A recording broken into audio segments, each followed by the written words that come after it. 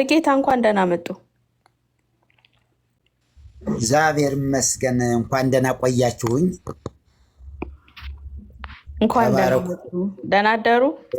እግዚአብሔር ይመስገን። በጣም ወዳቸዋለሁ፣ አከብራቸዋለሁ።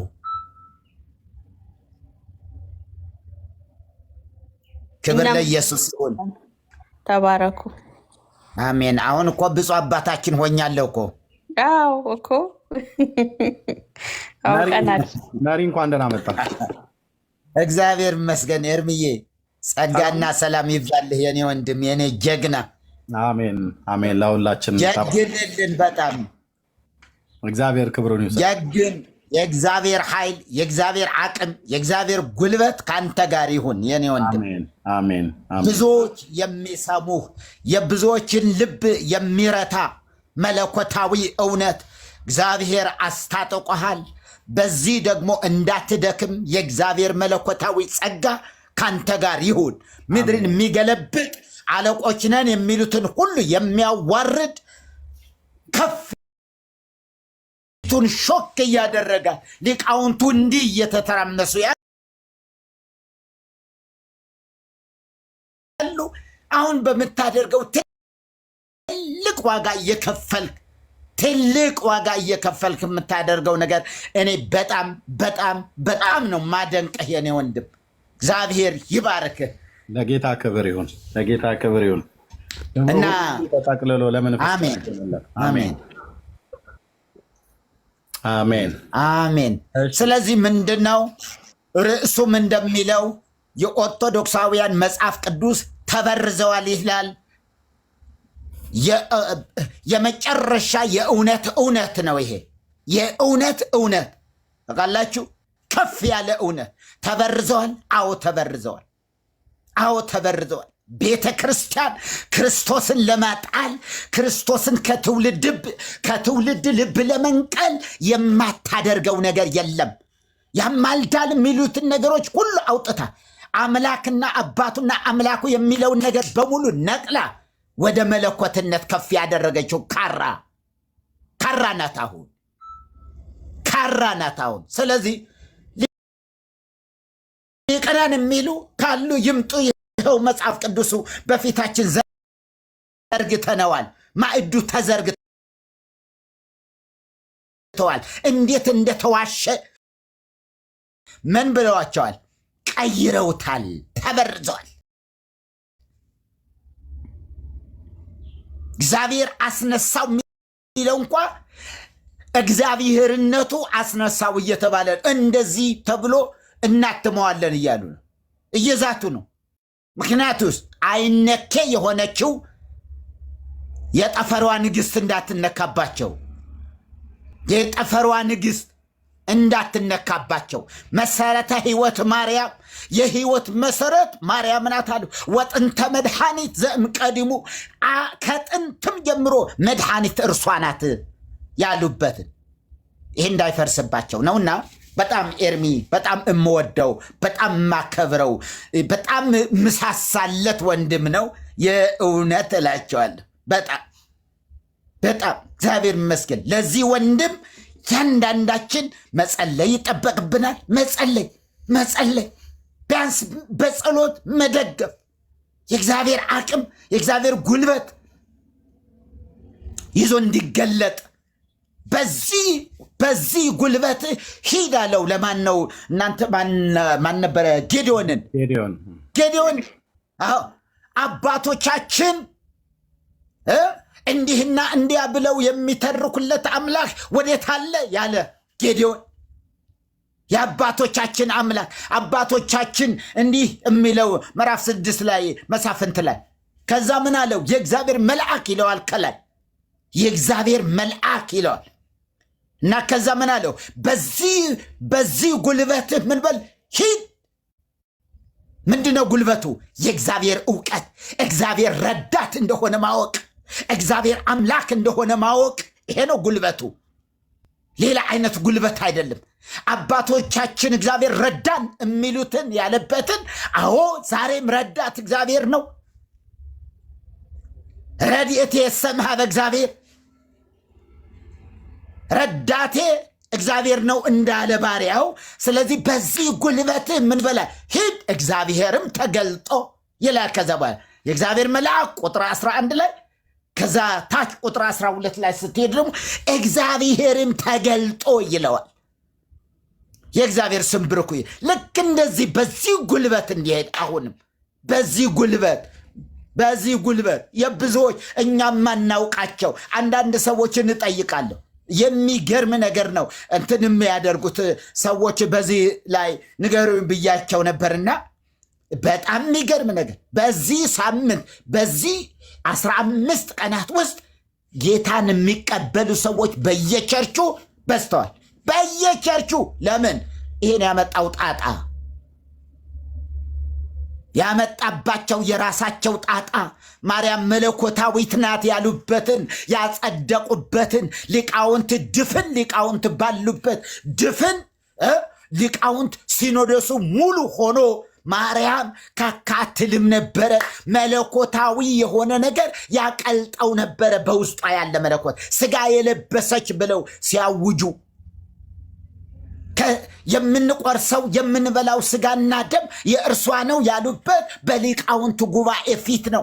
አእላፍ ሊቃውንት ያሉበት ስለሆነ ቤተክርስቲያን ይወክላል። የግለሰብ አይደለም። የግለሰብ የሚባለው ብቻውን ሲናገረው ነው። እና ወደ መጽሐፍ ቅዱስ ስንመጣ አሁንም ተበርዘዋል አይገልጸውም።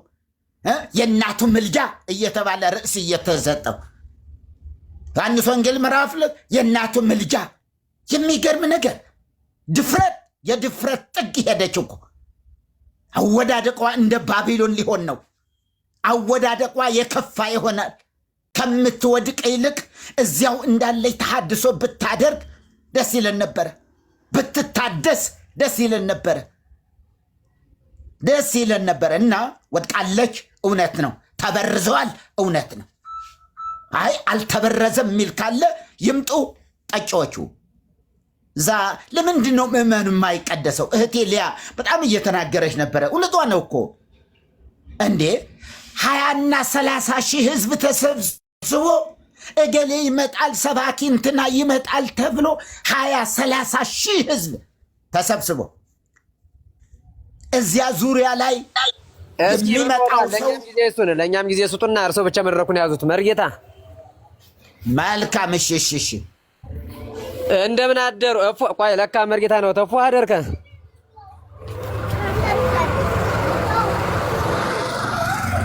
መሪ ፏደር ከመሪ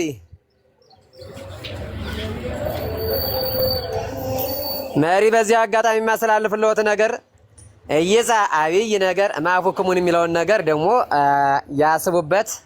ብዙ አልናገርም አልሳደብም። እኔ ልሳደብም አይደለም የገባሁት። በመጀመሪያ አነጋገራችን እናስተካከል።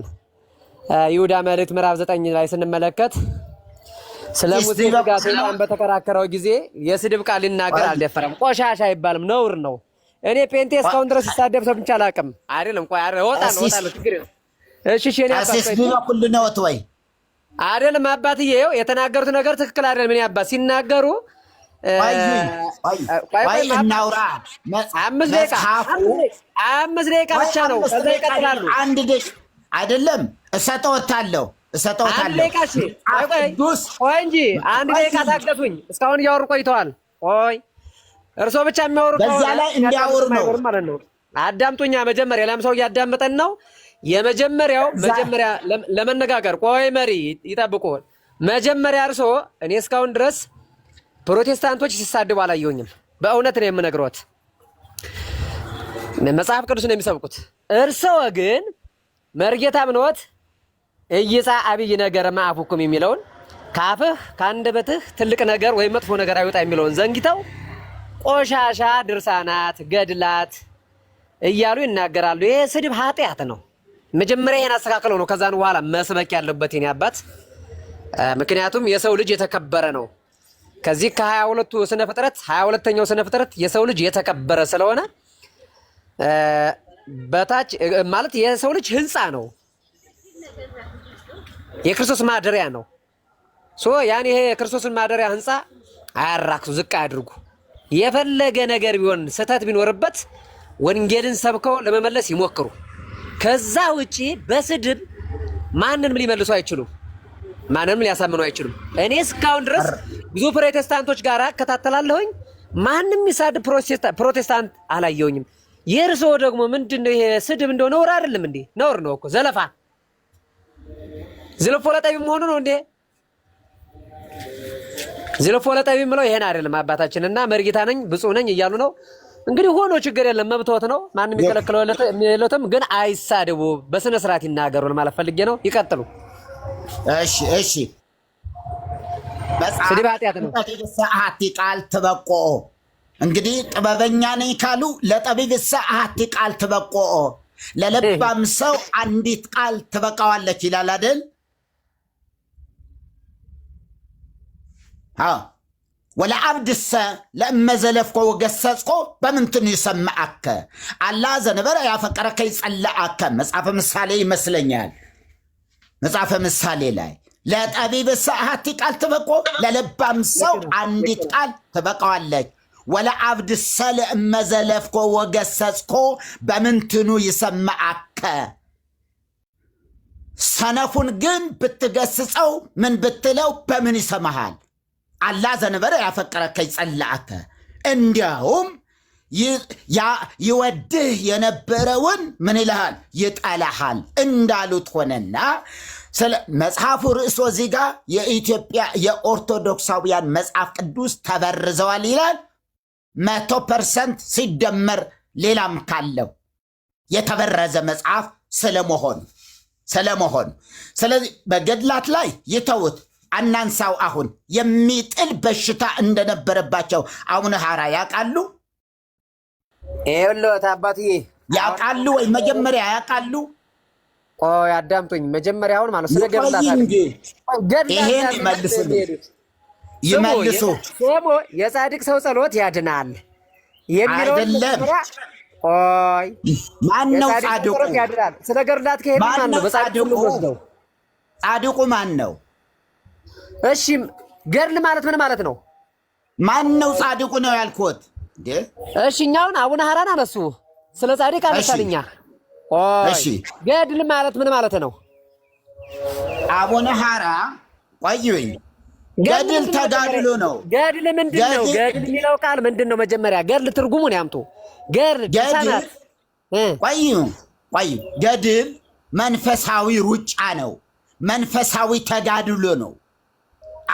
እሺ አዋልድ መጽሐፍ ዓለማዊ ተጋድሎ ሳይሆን መንፈሳዊ ተጋድሎ ለወንጌል መንፈሳዊ ተጋድሎ እየተመላለስን መንፈሳዊ ተጋድሎ ትክክል። ዛት ዝራይት ቆይሽ መንፈሳዊ ይቆይ ተጋድሎ ትክክል። ከዛን በኋላ ገድል ምን ይሆናል? አዋልድ መጽሐፍት ይሆናል ማለት ነው። ገድል ሆነ አልሆነም? አዋልድ ሆነ አልሆነም? ከመጽሐፍ ቅዱስ ውጪ የሆነ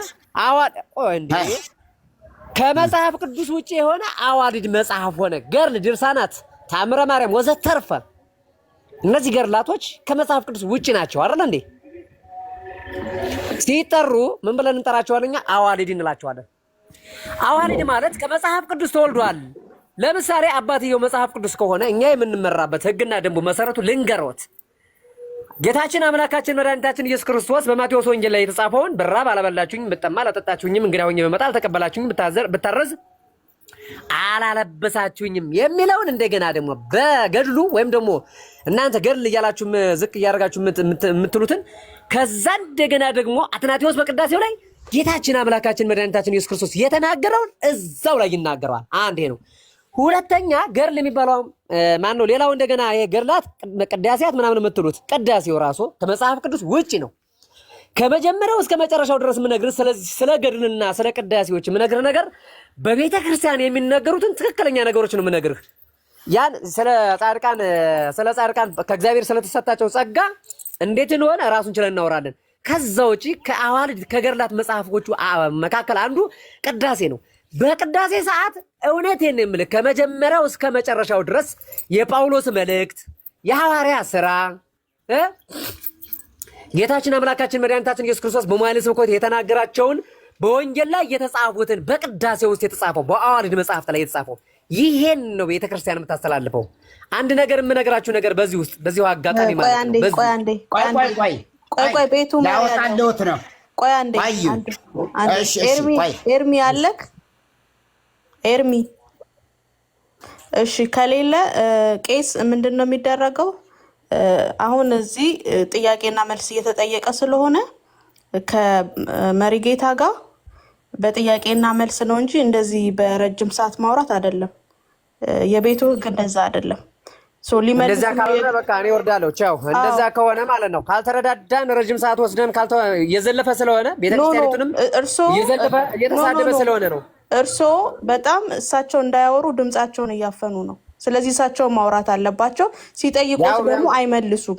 እየሰማሁት ነው። በቃ ይሄ ነው እንዲያውም አይ ወይኔ አውጣ አስገቢልኝ ጥሪያቸው ካሉ እኔ ማስገባት አልቻልኩም። ገስት አክሰስ እያደረኩ አይደለም። አስገቧቸው። መሪጌታ ሲወያዩ እርሶን ፎርስ አድርገው ይናገሩ። ዝም ማለት ካለባቸው ቆይ አንዴ አስቆሟቸው። ምክንያቱም ስለሚችሉ አስገቧቸው። ካሉ ይግቡ። ቄስ መምህር ይግቡ።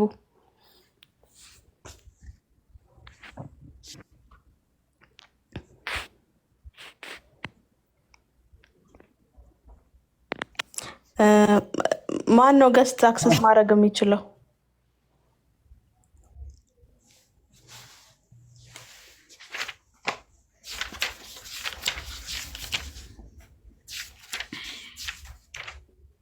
እርሶ ይቀጥሉ መርጌታ፣ እርሶ ይቀጥሉ። እሺ የሉም 171 ላይ ያውላችሁ ቤተክርስቲያኒቱ ያው እንደዚህ እምትለውን ላሳያችሁ ነው። ቆይ ቢገቡ ጥሩ ነው ቢመጡ። እሺ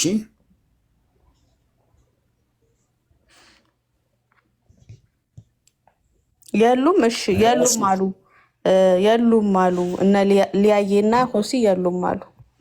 እሺ በትልቁ አርግኝ ሆሲ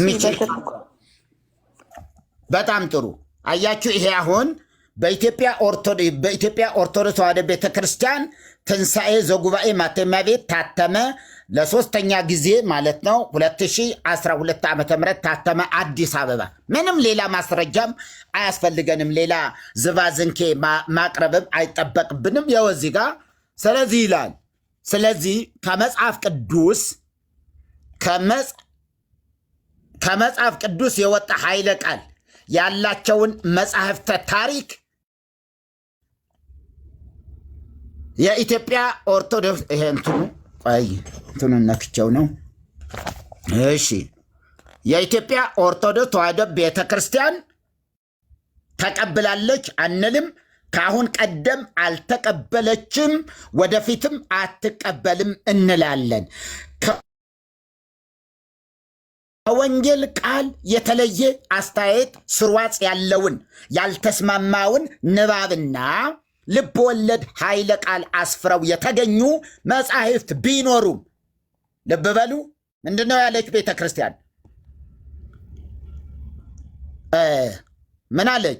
ከወንጌል ቃል የተለየ አስተያየት ስርዋጽ ያለውን ያልተስማማውን ንባብና ልብ ወለድ ኃይለ ቃል አስፍረው የተገኙ መጻሕፍት ቢኖሩም እንኳ በበሩ በኩል ያልገቡ አንዳንድ ጉህሊያዎች የሰነቀሯቸው ናቸው ብለን እንሰርዛቸዋለን እንጂ አሜን ብለን አንቀበላቸውም።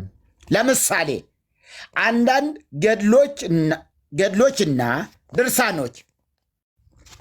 ገድሎችና ድርሳኖች እግዚአብሔርን ክደው ይታያቸዋል። እግዚአብሔርን ክደው ጻድቃንን ቅዱሳንን ወይም እመቤታችንን የተማጸኑትን ሰዎች አማልደው አስማሯቸው ሲሉ ቢገኙም ተቀባይ የላቸውም። እመቤታችንም ሆነች ጻድቃን ሰማዕታት ሁሉም ቢያስምሩ በጌታ ቃል በወንጌል አምነው ስነ ምግባር የጎደላቸውን እንጂ ሃይማኖት የሌላቸውን አማልደው አስማሩ ያስምራሉ የሚለውን ስርዋጽ አንቀበልም። ኦርቶዶክስ ቤተክርስቲያን አንቀበልም። የኢትዮጵያ ኦርቶዶክስ ተዋሕዶ ቤተክርስቲያን ይሄው ያጸደቀችው የተናገረች ያው በአቡነ ማትያስ ጊዜ ነው። በሁሉም ጳጳሳት መጽሐፍ ታትሟል። መርሃ ጽድቅ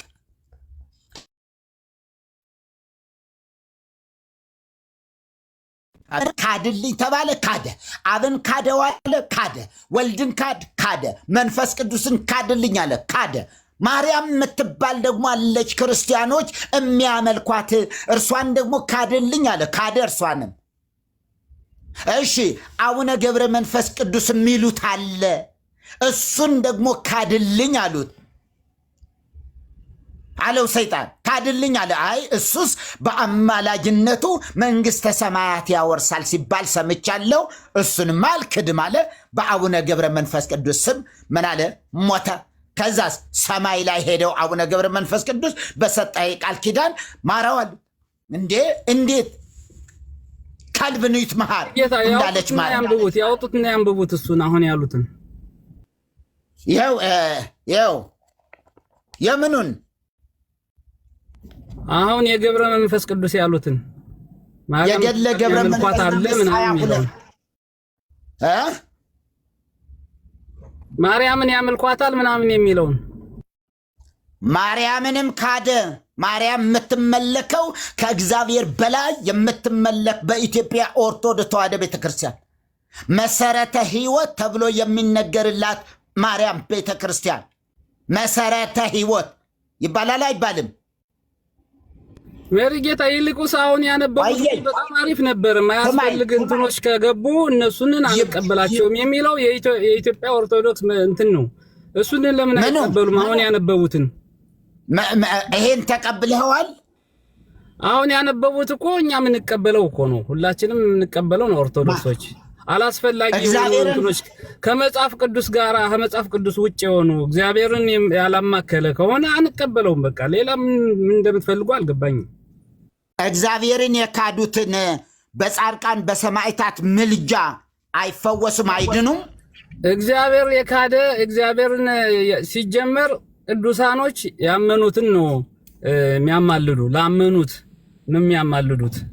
አሁን ለምሳሌ እርሳቸው ተሳሰቡ አይደለም የሚለው እና እግዚአብሔርን ክዶ እግዚአብሔርን እንትን ብሎ አናገረኝ። እኔ ወንድም እሺ አናገረኝ። በላኤ ሰብ እግዚአብሔርን አልካደም። እግዚአብሔር የሚባል አላውቅም አላለም። ያውጡትና እናንብበው። እግዚአብሔርን አላውቅም አላለም ወይ? ያውጡትና ገድሉን እናንብበው። እኔ አላቆም። መጀመሪያ የጠየቁን መልስላቸው አላሉም ወይ? መጀመሪያ መልስ። ከዛ ሲገኝ ምን እንደምትል አላነበብኩትም። ይነበብና እንፍተው። በቃ ይኸውልህ ካላነበብኩትም አላነበብኩትም ማለት የአባት ነው። ለጠየቁን መልስ ይውጣና ይነበብ። እያነበብን እንትን እንበለው እንረዳው። ምንም ችግር የለም አጣናውዬ፣ ምንም ችግር የለም። መጽሐፎቹ አሉ። ፖዚቲቭሊ መልስ። በቃ ምንም መጣመም አያስፈልገው። ያሳዩ ካለ ይሄው እኔ በትልቁ አረጋቸዋለሁ። እሳቸውን ግን ሲጠይቁ መልስ። አትሊስት ችግር የለም። እሺ እግዚአብሔርን አላውቅም ሌሎችንም ሁሉ አላውቅም ብሎ በማርያም አማላጅነት ግን አምናለሁ ብሎ ስለ ማርያም በሰጠው ጥርኝ ውሃ ድነዋል? አልዳነም? እግዚአብሔርን አላውቅም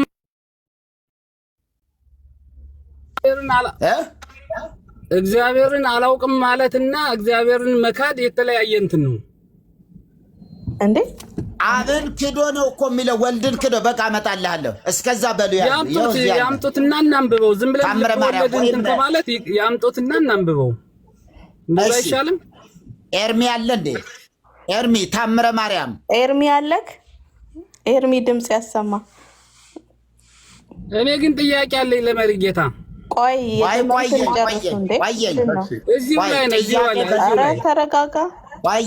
ጥያቄ በጥያቄ አትደርብ። ይህንኑ አሳያለሁ ወይ ኤርሚ ካለ እስከዛ እየሳቃችሁ ነው አይደል? ምን ፈልጋችሁ ነው? ታምረ ማርያም አለ ብላችሁ መጠየቃችሁ ራሱ በጣም ያሳፍራል።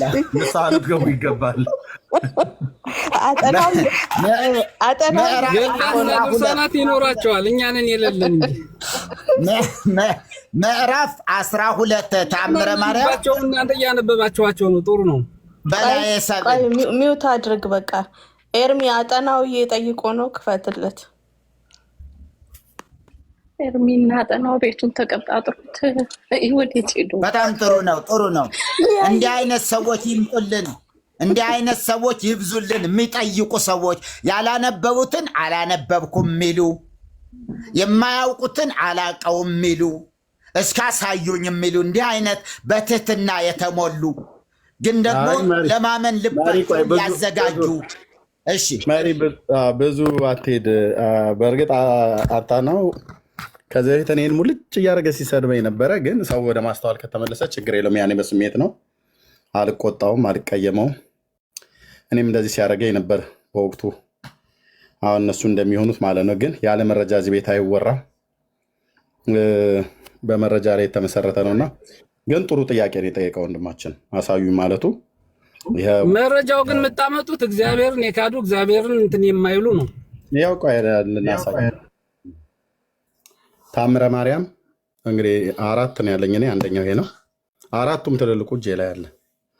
አይ ቲንክ ብራናው ይመስለኛል የሚቀረኝ አይደል መርጌታ? የብራናው ካልሆነ በስተቀር ሌላው እንዳለ አለኝ። ቤተክርስቲያኒት ውስጥ የምትጠቀምበት 4ቱም አንድ አይደለም፣ 4 ነው ያመጣሁት። 4ቱም እጄ ላይ አለ። የኛ አይደለም ብሎ ማንም ሰው ሰበብ እንዳይሰጥ። ኢቨን በመዝገበ ቃላት እንኳን ራሱ መዝገበ ቃላትን ሳስመጣ እንኳን አንደኛው መዝገበ ቃላት ይሄኛውን አልቀበልም እንዳይሉ ምድሪቱ ላይ ያለ መዝገበ ቃላት እጄ ላይ አለ። ምድሪቱ ላይ ኢትዮጵያ ውስጥ ያለ ማለት ነው። ከአዲስ አበባ ዩኒቨርሲቲ ጀምሮ የግዕዝ፣ የአማርኛ በጃንሆይ ዘመን የታተሙ ከዛም በኋላ የታተሙ እውቅ የሚባሉ መዛግብተ ቃላት ከ8 በላይ ነው ያለኝ። ታምረ ማርያም ሳመጣ አንዱን ብቻ አይደለም ያመጣሁት። እና እዚህ ክፍል ላይ ወንድም ያጣ ነው። ይሄ በትንሣኤ ዘጉባኤ ማተሚያ ቤት የታተመ ነው። በብፁዕ አቡነ ጳውሎስ ፓትርያርክ በነበሩበት በመጀመሪያው ዓመት ለ3ኛ ጊዜ የታተመ ነው። አሳታሚው የኢትዮጵያ ኦርቶዶክስ ቤተክርስቲያን ማተሚያ ቤት ነው። 1985 ዓ.ም በየካቲት 16 በሚነበበው 12ኛው ምዕራፍ ላይ እመቤታችን ከልጇ የምሕረትን ቃል ኪዳን እንደተቀበለች ብሎ ይላል። ከዚህ ከቁጥር 1 ጀምሮ የአማርኛው ይሄንን ሁሉ አለ፣ ይሄን ሁሉ አለ፣ ይሄን ሁሉ አለ። በጣም ረጅም ክፍል ነው። ይሄ ሁሉ አለ፣ ይሄ ሁሉ አለ እና ይሄ ሁሉ አለ፣ ይሄም አለ፣ ይሄም አለ፣ ይሄም አለ። አላለቀም አንዱ ምዕራፍ ማለት ነው። ይሄም አለ፣ ይሄም አለ። አሁን እዚህ ጋር 125ኛው ቁጥር ላይ ያልቃል ማለት ነው። 12ኛው ታምር በእንተ ኪዳነ ምሕረት ማለት ነው። ኦኬ ይሄ ክፍል ቅድም መርጌታ ያሉት የበላዔ ሰብ ታሪክ በታሪክ የሚታወቀው እዚህ ከስንተኛው ቁጥር ጀምሮ ይገኛል?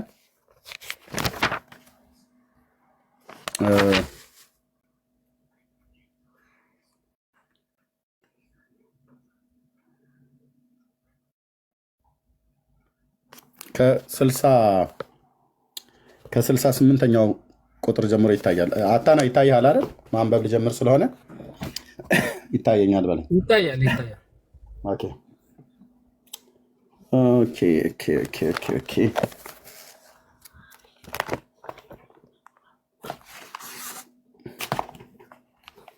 እሺ ከታየ ተከታተሉ። 68ኛው ከገጽ 68 በጣም ነው የሚገርመው። 68 ቁጥር 68 እሺ ቅምር በሚባል አገር በስም ቤተክርስቲያን የሆነ በዘመድ የከበረ አንድ ሰው ነበር። ኃጢአቱም ግን ከሰው ኃጢአት ይበልጣል። ፈጽሞ ባለጠጋ ነበር። እህልም የላምም ስጋ የሌሎችን እንስሳንም ስጋ አይበላም ነበር፣ የሰው ስጋ ይበላ ነበር እንጂ። የበላቸው ሰዎች 78 ነፍሳት ያህላሉ። ባልንጀሮቹ፣ ወዳጆቹ፣ ዘመዶቹንም ቤተሰቦቹንም አለቁ፣ ተጨረሱ። ያው ስለበላቸው ማለት ነው። የሰው ስጋ ነው የሚበላው። የእንስሳ ስጋና የሌሎችንም ስጋ አይበላም፣ እህልም አይበላም። የሚበላው የሰው ስጋ ነው እና ቤተሰቦቹም ሁሉ ያለቁት የተጨረሱት በዚሁ ምክንያት ነው። ሚስቱንም ልጆችን ቢኖሩት በሙሉ በልጧል ማለት ነው ሰውየው። ኦኬ።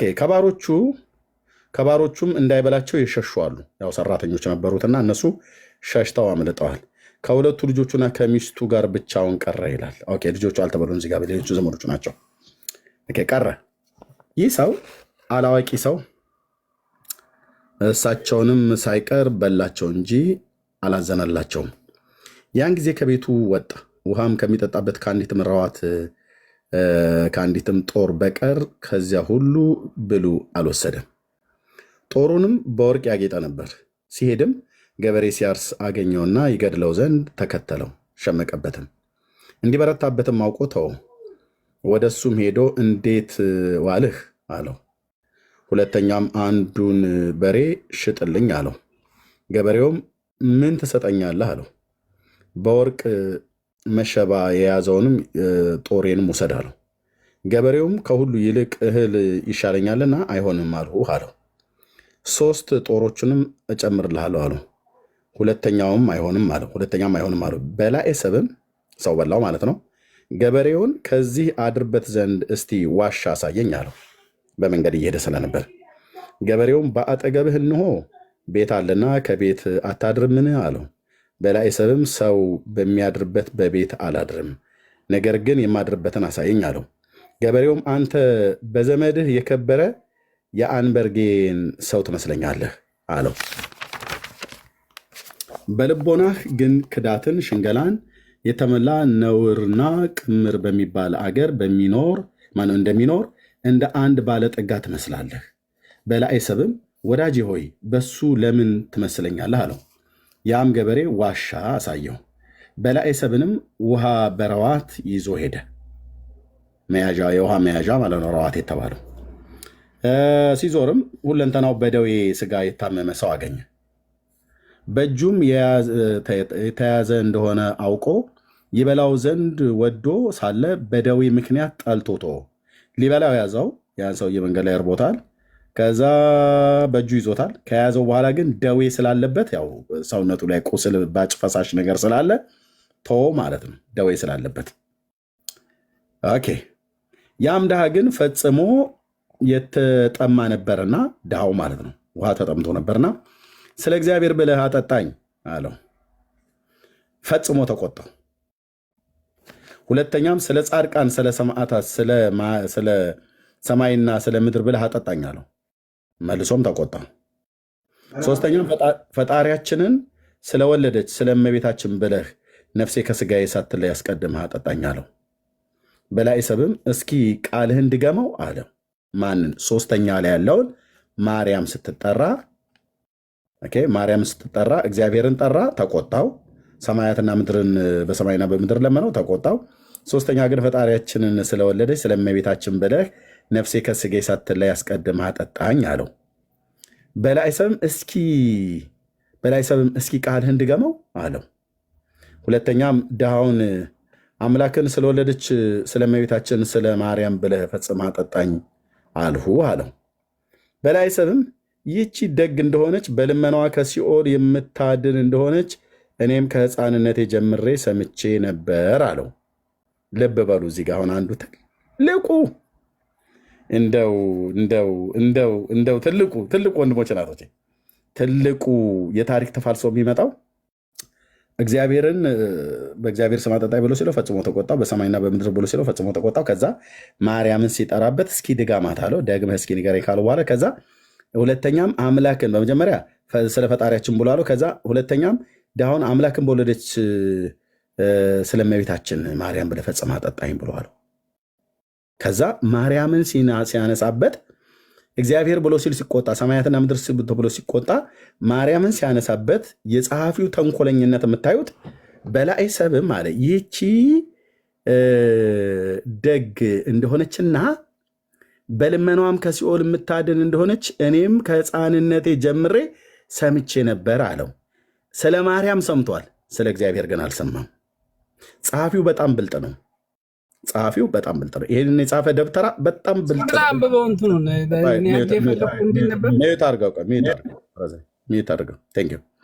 በጣም ብልጥ ነው። አጻጻፉን እንዴት እንደሆነ ይኸው ሰው እግዚአብሔርን ሳያቅ ማርያምን አወቀ ነው። እሱን ሳያቅ እሷን አወቀ ብሎ በሰው ሕሊና ላይ እንዴት እንደሚስሉ ይሁት። እሺ ተረድቼ ነበር አለው። አሁንም እኔ በእሷ ተማጽኛለሁ፣ ድሃውም አምላክን ስለወለደች ስለ ክብርት እመቤታችን ስም እንካ ጠጣ አለው። ድሃውንም አምላክን ስለወለደች ስለ ክብርት ድንግል ማርያም ስም እንካ ጠጣ አለው። ከጥረኝ ውሃ በቀር በጉሮሮ አልገባምና አንጣጣው። አንጣጣው ማለት ልክ የተሰነጠቀ መሬት ስንጣቅ ውስጥ ውሃ ሲፈስ እንደሚያንጣጣጣጣጣጣ አለ እንደሚባል ማለት ነው። ከጥማቱ ከድርቀቱ የተነሳ መሬቱ ተንጣጣ ይባላል። እንደኔ ገጠር ያደጋችሁ ሰዎች ካላችሁ ሰው ሲናገር ተንጣጣ ብቻ አይደለም፣ መሬትም ውሃ ሲጠጣ እንደዛ ሆነ ይላል። ኦኬ አንጣጣው አጨርስብኝ ብሎ ከለከለው። ድሃውም መንገዱን ሄደ። ከዚህም በኋላ በላዔ ሰብ ከዋሻ ውስጥ ገብቶ እህል ከምበላ ሞት ይሻለኛል ብሎ ከጥቂት ቀን በኋላ ፈጽሞን በረሃብ ሞተ።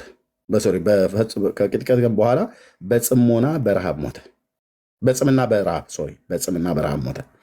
በማስደንገጥና በማስፈራት የጨለማ አበጋዞች አጋንንት መጥተው ከበቡትም።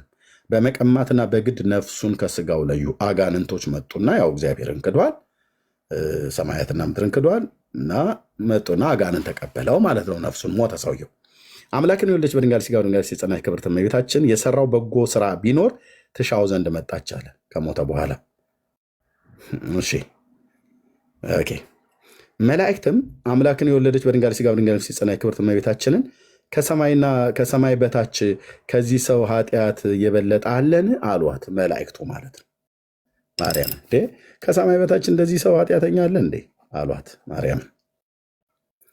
አምላክን የወለደች በድንጋሌ ሥጋ በድንጋሌ ነፍስ የጸናች ክብርት እመቤታችን ስለ ስሟ ለድሃ ምጽዋት አድርጎ ያጠጣውን ጥርኝ ውሃ በጎድኑ አይታ ያን ጊዜ ደስ አላት። ሲሞት ጎድኑ ላይ አንጠልጥሏት ነው ሄደው ያችን ውሃ ይላል። ወዴት? ወይም መንግሥተ ሰማያት። በምን? በነፍሱ። በጎንህ ላይ የምታንጠለጥለው በአቁማዳ በረዋት ስትይዘው ነው። ይሄ ሰውዬ ግን ሲሞት ቀልዱ እዚህ ጋር ነው የሚጀምረው። ቀልዱ ከኋላም አለ። በጣም ውሃውን ሁሉ ይዞት ነው የሞተው። ወደ መንግሥተ ሰማያት ሲሄድ ጎኑ ላይ አየችው ይላል። ነፍስ ጎን አላት እንዴ? ጀርባ አላት? ፊት አላት? መቀመጫ አላት ነፍስ? እሱ ላይ እንጠይቃለን ማለት ነው። አምላክን የወለደች በድንጋሌ ሥጋ በድንጋሌ ነፍስ የጸናች ክብርት እመቤታችን ስለ ስሟ ለድሃ ምጽዋት አድርጎ ያጠጣው ያን ጥርኝ ውሃ በጎድኑ አይታ ያን ጊዜ ደስ አላት። ወንድሞች ሆይ አምላክን የወለደች በድንጋሌ ሥጋ በድንጋሌ ነፍስ የጸናች ክብርት እመቤታችን ከሚሞት ከክርስቲያን ነፍስ ሁሉ ዘንድ እንድትደርስ ይህንን ወቁ ይላል። ምን እያለ ነው? ማንም ክርስቲያን የሆነ ሲሞት አስቀድሞ እግዚአብሔር ጋር አይደለም የሚሄደው፣ ማርያም ጋር ይሄዳል። ከሚሞት ክርስቲያን ነፍስ ሁሉ ዘንድ እንድትደርስ ይህንን ወቁ ይላል። በመጀመሪያ ማርያም ጋር ነው የሚሄደው ይላል። በጣም ይገርማችሁ ገድለ ተክለ ሃይማኖት ጋር ደግሞ በመጀመሪያ ተክለ ሃይማኖት ጋር ነው ሰው የሚሄደው ይላል። እግዚአብሔር ጋር ሳይደርስ ሰው እንደገና አንብበው። ኦኬ ወንድሞች ሆይ አምላክን የወለደች በድንጋሌ ሥጋ በድንጋሌ ነፍስ ክብርት እመቤታችን ከሚሞት ክርስቲያን ነፍስ ሁሉ ዘንድ እንድትደርስ ይህንን ወቁ ይላል። ኦኬ ያችም ነፍስ ደርስ ነው እንጂ ያለ ታዲያ ወደ እሷ ነው የሚሄድ ይላል። አሁን እንድትደርስ ማለት ምን ማለት ነው? እንድትደርስ ማለት ምን ማለት ነው? እንድትደርስ ማለት እሷ ትደርሳለች ነው እንጂ ወደ እሷ ነፍሳት ይሄዳሉ ነው የሚለው። አይል ማሳያለሁ። አይል የማይለውን አትበል። ዝም ብለህ አንብበውና ወደ መርጌታ እንሄድኛ። ኦኬ ማጋ ነው ነፍሱ የምትደርሰው? ነፍሷ ማጋ ነው የምትደርሰው? የክርስቲያን ነፍስ ስትሞት ማጋ ነው የምትደርሰው? ወደ እግዚአብሔር ነው የምትደርሰው። ግን እሷ ትሄዳለች ትደርሳለች ነው ያለ እንጂ ወደ እመቤታችን ትሄዳለች አይደለም። የክርስቲያን ነፍስ ማጋ ነው የምትደርሰው? በመጀመሪያ እሱን ተው፣ ጨርሰውና ጨርሰህ አንብበውና አታብራራው። ጨርሰህ አንብበውና ከጀመርከው ጨርሰህ አንብበውና ወደ መጣንበት ርዕስ እንድንደርስ አታስቀይረን። ርዕሱን ራስህ ካስቀየርክ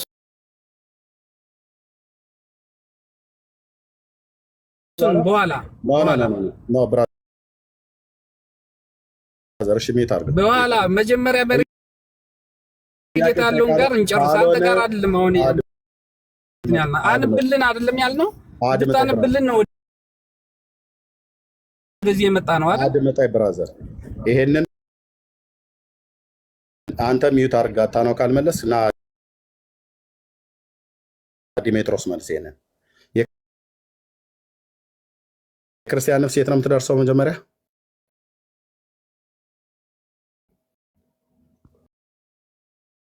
ዲሜጥሮስ እንድትደርስ መቤታችን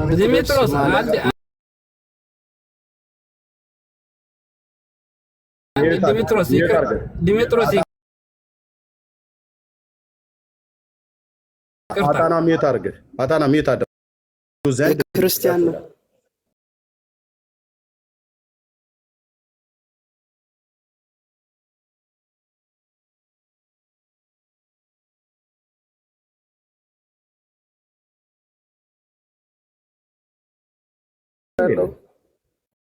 እያወራ ያለው ከላይ ጀምሮ አማላጅነት ብሎ ተአምር እኮ ነው።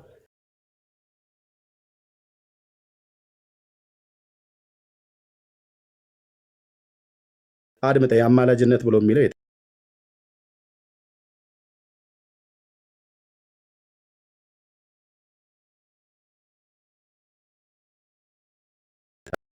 ቤታችን ትደርሳለች ነው አይደል? ምን ልታደርግ ነው የምትደርሰው? እንደዛ ምን ልታደርግ ነው የምትደርሰው? በአማላጅነቷ ለሚያምኑ ሁሉ ትደርሳለች። መቤታችን በአማላጅነቷ ለሚያምኑ ሲኦልም ከገባ በኋላ አይደል? በተአምሯ ለሚያምኑ ሲኦል ከገባ በኋላ አይደል? እዚህ ጋር ሲኦል ገባ የሚል ነገር የለውም እኮ ተአምሩ ላይ ሲኦል ገባ የሚል ነገር የለውም። እዚህ ጋር እነዚህ የት ነው የሚወስዱት? በማስደንገጥና በማስፈራት የጨለማ አበጋዞች አጋንንት መጥተው ከበቡትም፣ በመቀማትም በግድ ነፍሱን ከስጋው ለዩ ይላል። ወዴት ሊወስዱት ነው?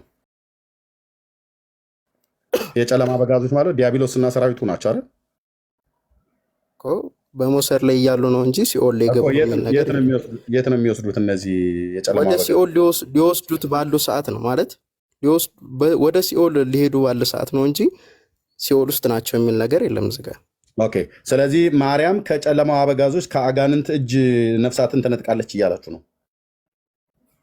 በደንብ በየትኛው መረጃ? በአማላጅነት ነው። አሁን አማላጅነት ላይ ስንገባ በቃ በአማላጅነት እንዳይሆን ገብቷል፣ በአጋንንት እጅ ላይ ገብቷል። በየትኛው መረጃ ነው? አሁን እዚህ ጋር እያየን ያለ ነው ስለ ተአምር ነው። ተአምር ማለት ደግሞ ከአይምሮ በላይ የሆነ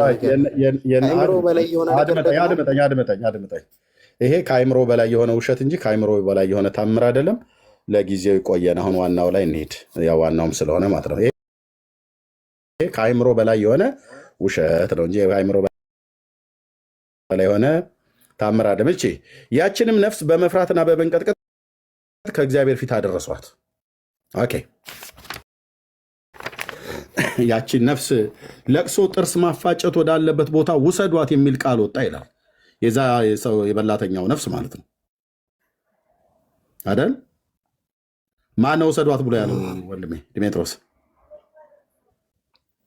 78 ነፍስ የበላው ሰውዬ ያቺን ነፍስ ለቅሶ ጥርስ ማፋጨት ወዳለበት ቦታ ውሰዷት የሚል ቃል ወጣ ይላል። ይሄ ቃል የማን ነው? እግዚአብሔር ነው አይደል ያለው? ኦኬ። እግዚአብሔር ሲፈርድ በጽድቅ ነው አይደል የፈርደው? አዎ። በፍርዱ ስህተት አለበት የለበት? በስሜት ተነስቶ በችኮላ ይፈርዳል? አይፈርድም። እንደ ስራ ሁሉ ይሰጠዋል። ስራው ፍርዱ ጽድቅና እውነት ነው አይደል? አዎ። ሰው እንደ ስራው ሁሉ ስራውን ያገኛል። ይሄ ሰውዬ ስራው ምን ነበረ? ነብሳትን ሰዎችን መብላት ነበር ስራው። አምላክ ነው የወደች በድንጋሌ ስጋ በድንጋሌ የጸና ክብርት እመቤታችን ልጅ ሆይ ጌታዬ ሆይ ማርልኝ እያለች ሰገደች ይላል። ያን ጊዜም ጌታ የሚማርበት በጎ ስራ የሚማርበት በጎ ስራ አለው አላት። 78 ሰዎች በልተዋል። ሶሪ ጌታም ምን የሚማርበት በጎ ስራ አለው አላት። 78 ሰዎች በልቷልና። እግዚአብሔር ፈልጎ አጥቶበት ነው አይደለ? 78 ነፍስ ነው ተበልቶ የተገኘው። መልካም ስራ ፈልጎ ነው አይደል ያጣበት ጌታ? እውነት ነው። ኦኬ። እግዚአብሔር የማያውቀው የተደበቀ ስራ የለውም ማለት ነው። እግዚአብሔር ምንም ስራ አላገኝበትም። ምን የሚማርበት በጎ ስራ አለው አላት። 78 ሰዎች በልተዋልና አምላክን ወደ በድንጋሌ ስጋ በድንጋሌ ሲጸና ክብርት እመቤታችን በእኔ ስም ለድሃ ውሃ ጠጥቷልና አለች። ጌታ ይሄንን አያውቀውም ነበር እንዴ? ማርያም የምታስታውሰው ጥያቄ ያውቀዋል። ግን እዚህ ጋር ጥያቄ መልክ ግን እዚህ ጋር ታሪኩ ላይ ታሪኩን አንተ ነህ እንደጻፍከው ላይክ አይደለም ላይክ መጽሐፍ ቅዱስ ላይ ብናይ ልክ እንደ ሰርግ ቤቱ ጌታ ወይኑ እንዳለቀ ያውቅ ነበር። ወይኑ እንዳለቀ ያውቃል አይደለ? ማንም በዛ ወይኑን ሊቀይር ውሃውን ወደ ወይን ሊቀይር የሚችል ሰው እንደሌለ ያውቃል። ግን የእመቤታችን ስራ ይገለጥ ዘንድ እዛ ጋር አሁን የእመቤታችን አማላጅነት እንዳለ ለማጠየቅ ምንድነው የተደረገው? እመቤታችን ሄዳ ጠየቀችው ጌታን። እንደዛ ነው የሆነው። ዝጋም የሆነበት ምክንያት ጌታ ያውቃል። አቤት ግን ዲሜጥሮስ የምትሄዱበት ርቀት መቼም ሪከርድ ተደርጎ ስለሚቀመጥ የሆነ ቦታ ላይ ሰው ከእንቅልፍ እንደሚነቃ እግዚአብሔር መንፈስ ቅዱስ በቃሉ ብርሃን ሲያነቃችሁ ይህን የተናገርኩት ነው የነበርኩኝ ነው ብለህ የምትለው ይህንን ውሸት ለማጽደቅ ዮሐንስ ወንጌል መጽሐፍ ምዕራፍ 2 ላይ ሄደ የማይገናኝ ታሪክ ለማገናኘት የምትሄዱበት ርቀት ልብ በልና ሰማ። አሁን ሞኬሽ ለማገናኘት እኮ አይደለም አይ ግድ የለ ይኸውስ ለማገናኘት እኮ የጠቀስከው ዲሜጥሮስ ለማገናኘት ነው የጠቀስከው። ኦኬ ስለዚህ አሁን እንቀጥል። ምክንያቱም ከሱ የተሰወረ ፍጥረት የለም። ከሱ የተሰወረ ማርያም የምታስታውሰው ኢየሱስ የለም። ማርያም የምታስታውሰው የሥላሴ መንግስት የለም። በሱ ዘንድ መርሳት የሚባል ነገር በባህሪው ስለሌለ ሁሉን ያውቃል። ከሱ ፊት የተሰወረ ፍጥረት የለም። አይኖቹ በምድር ዙሪያ ሁሉ ይመለከታሉ። የሰው ልብ አይደለም ሰው የሰራውን አይደለም የሰው ልብ ያሰበውን እያንዳንዱን ኦኬ በቅጽበት ያውቃል። እኔንም አንተንም ሁላችን ታሪኩን አንብበው እሺ ጨርሰውና ሚዩት አድርገው እንዴ በቤቴ መናገር ነፃነትን ነው እየነፈከኛለሁ።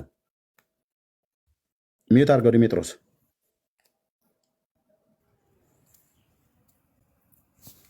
እሺ ከታች ረድ ትዕቢተኛን መቅላ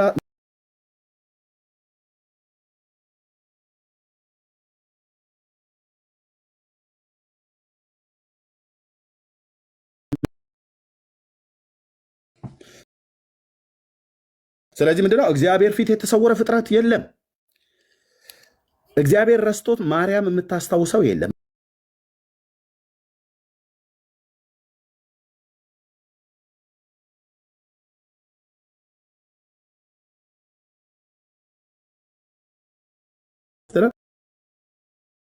እንዴ በእኔ ስም ለድሃ አጠጥቶ የለ እንዴ ብላ ስትለው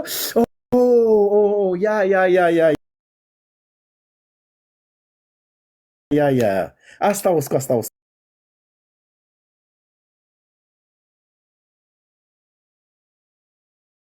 የመንግስት ውስጥ መርሳት የሚባል ነገር የለም። ውሃማ ጠጣ፣ ምግብማ ብላ፣ ያደረግከውን በጎ ስራ እግዚአብሔር አይረሳውም። ያውም ክርስቶስን ክዶ እግዚአብሔርን ክዶ ውሃ አይደለም ለምን ደምህን አታጠጣም? ቃል ወጣ ይላል አይደል? ወዴት? ወደ ጨለማው ስፍራ ጥርስ ወደ ማፋጨት ልቅሶ ወዳለበት ጥርስ ወደ ማፋጨት ትውሰዱታል የሚል ቃል ወጣ ይላል። በቃ አለቅ። እሺ ከዛስ ጌታም እውነት ነው መሀል ላይን አላፈርስም አላት ይላል። እውነት ነው ማለት ረስቶት ነበር ማለት ነው። አንተ ስምሽን የጠራ ተስካርሽን ያደረገ ለዘላለም ድነት አግኝቶ ይኖራል ብለኸኝ አልነበረምን አለችው። ጥያቄ ምልክት አልነበረምን? ረስተኸው ነው? እስቲ ቆም ብለህ አስብ። ኢየሱስ ብዙ ነገር አንተ የመርሳት ነገር አለብህ መሰለኝ አይነት ነገር ኢየሱስ ላይ እግዚአብሔር ላይ ነው እንደዚህ የሚባለው። አልነበረምን? በጥያቄ ምልክት አንተስ ስምሽን የጠራ ተስካርሽን ያደረገ ለዘላለም ድህነት አግኝቶ ይኖራል ብለኸኝ አልነበረምን? አላላትም።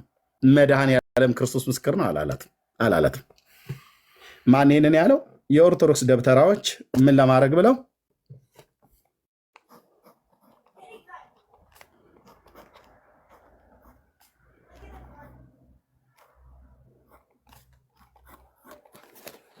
ሆድ ለመሙላት ብለው የሰሯት አሻጥር ናት።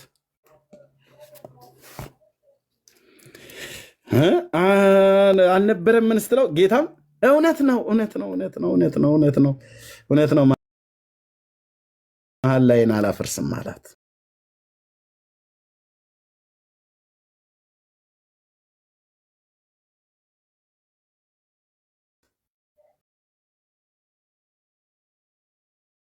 አድርጋችሁ መዝኑት አላቸው።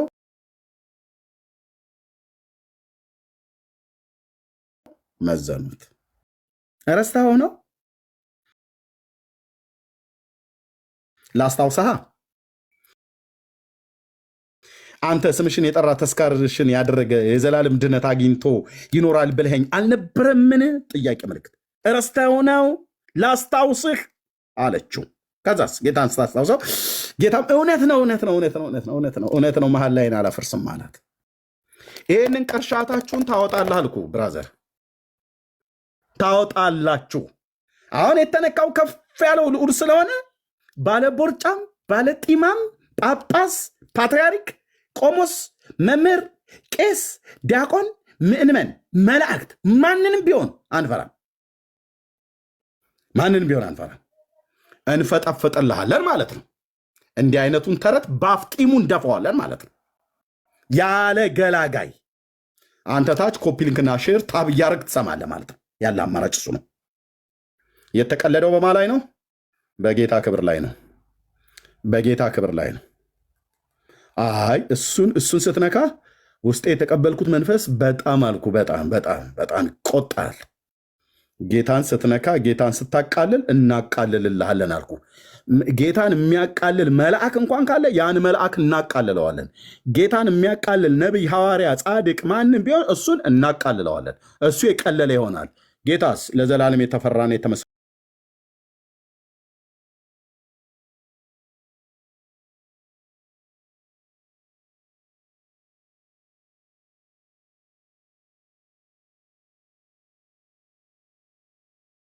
ካለን አልኩ።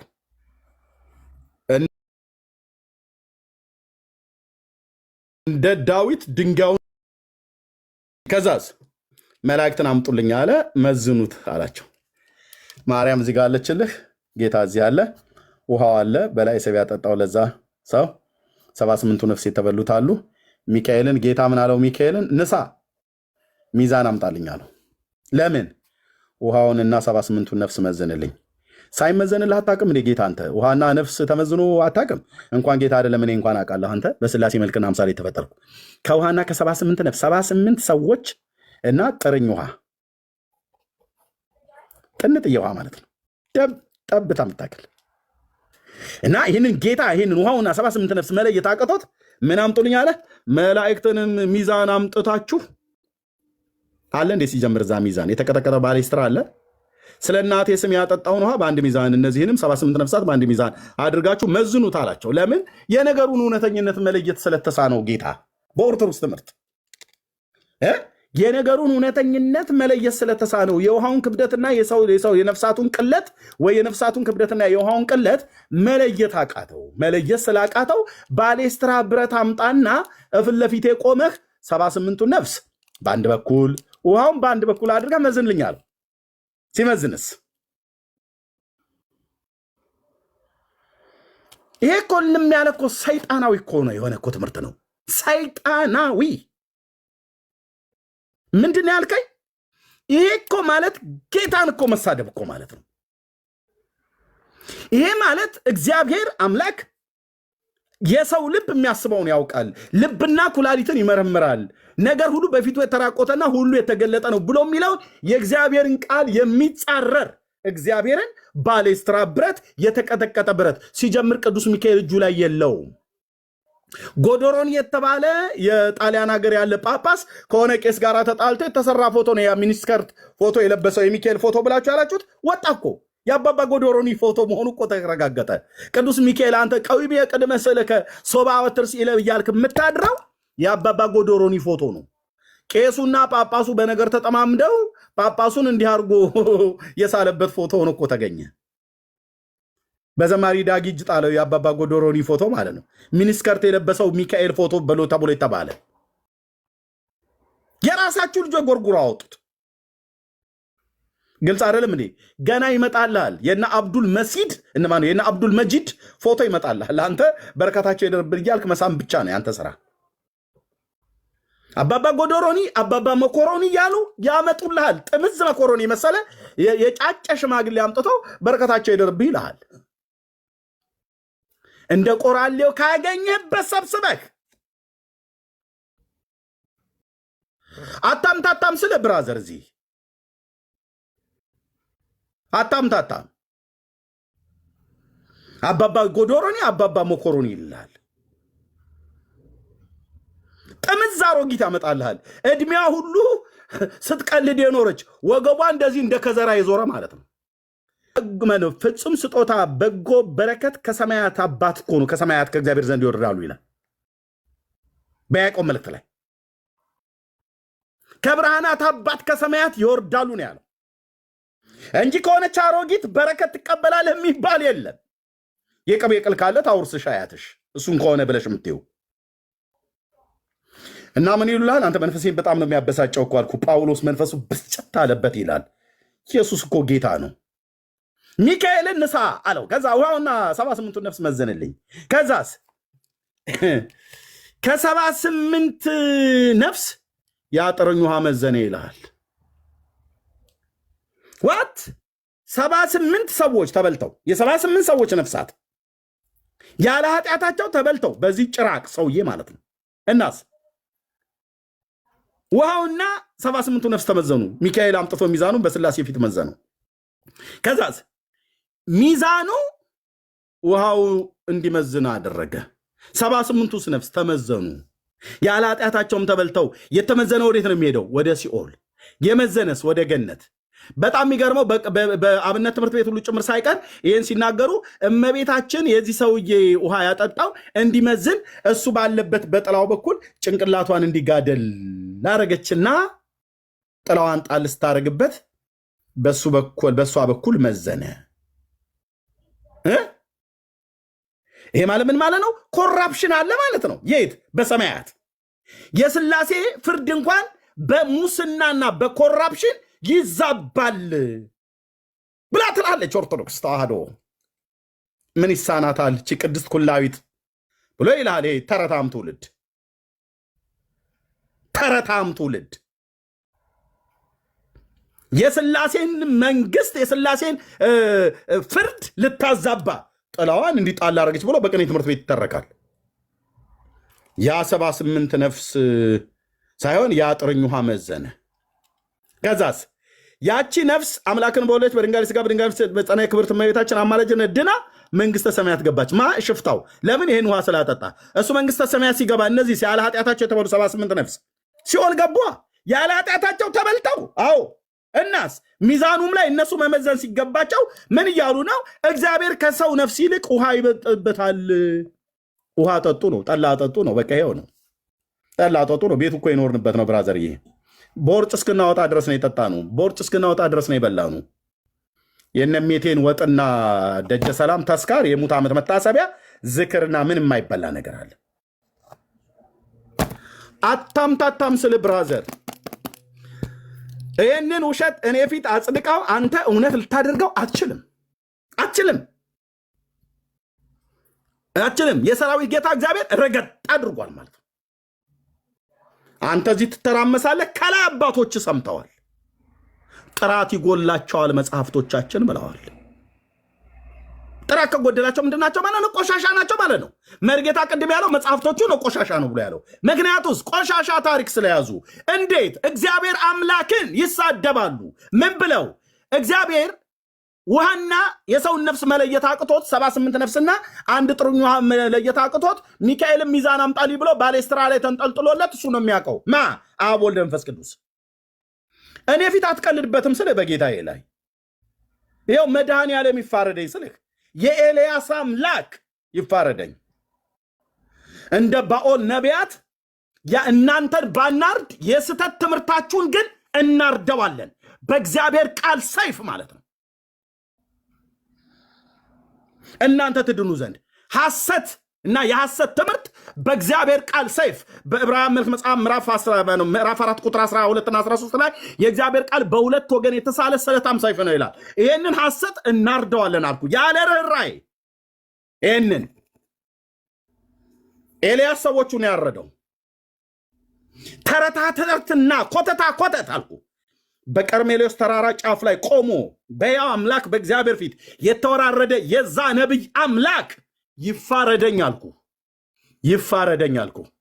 የዚህንም ሰው ስብከት ሰምቼ ነው ወደ ጌታ የመጣሁትኝ። ለምን እንዳሰማኝ አላቅም። ጌታ የዛን ቀን ለመጀመሪያ ከጴንጤዎች አፍ ስብከተ ወንጌል የሰማሁት የዚህን ነቢይ ስብከት ነበር የሰማሁት። የዛን ቀን በውስጥ የተሰማኝን እኔ የማውቀው። እዚህ ሌላ አልለፋለፍም። ይህንን የጻፉ ሐሰተኞች ነቢያት፣ ሐሰተኞች መምህራን፣ ሐሰተኛ ደብተራ ንስሐ ይገቡ ዘንድ ማለት ነው። ካልሆነስ የሰራዊት ጌታ እግዚአብሔር እጅ ትከብድባቸዋለች። አትጠራጠር አልኩ።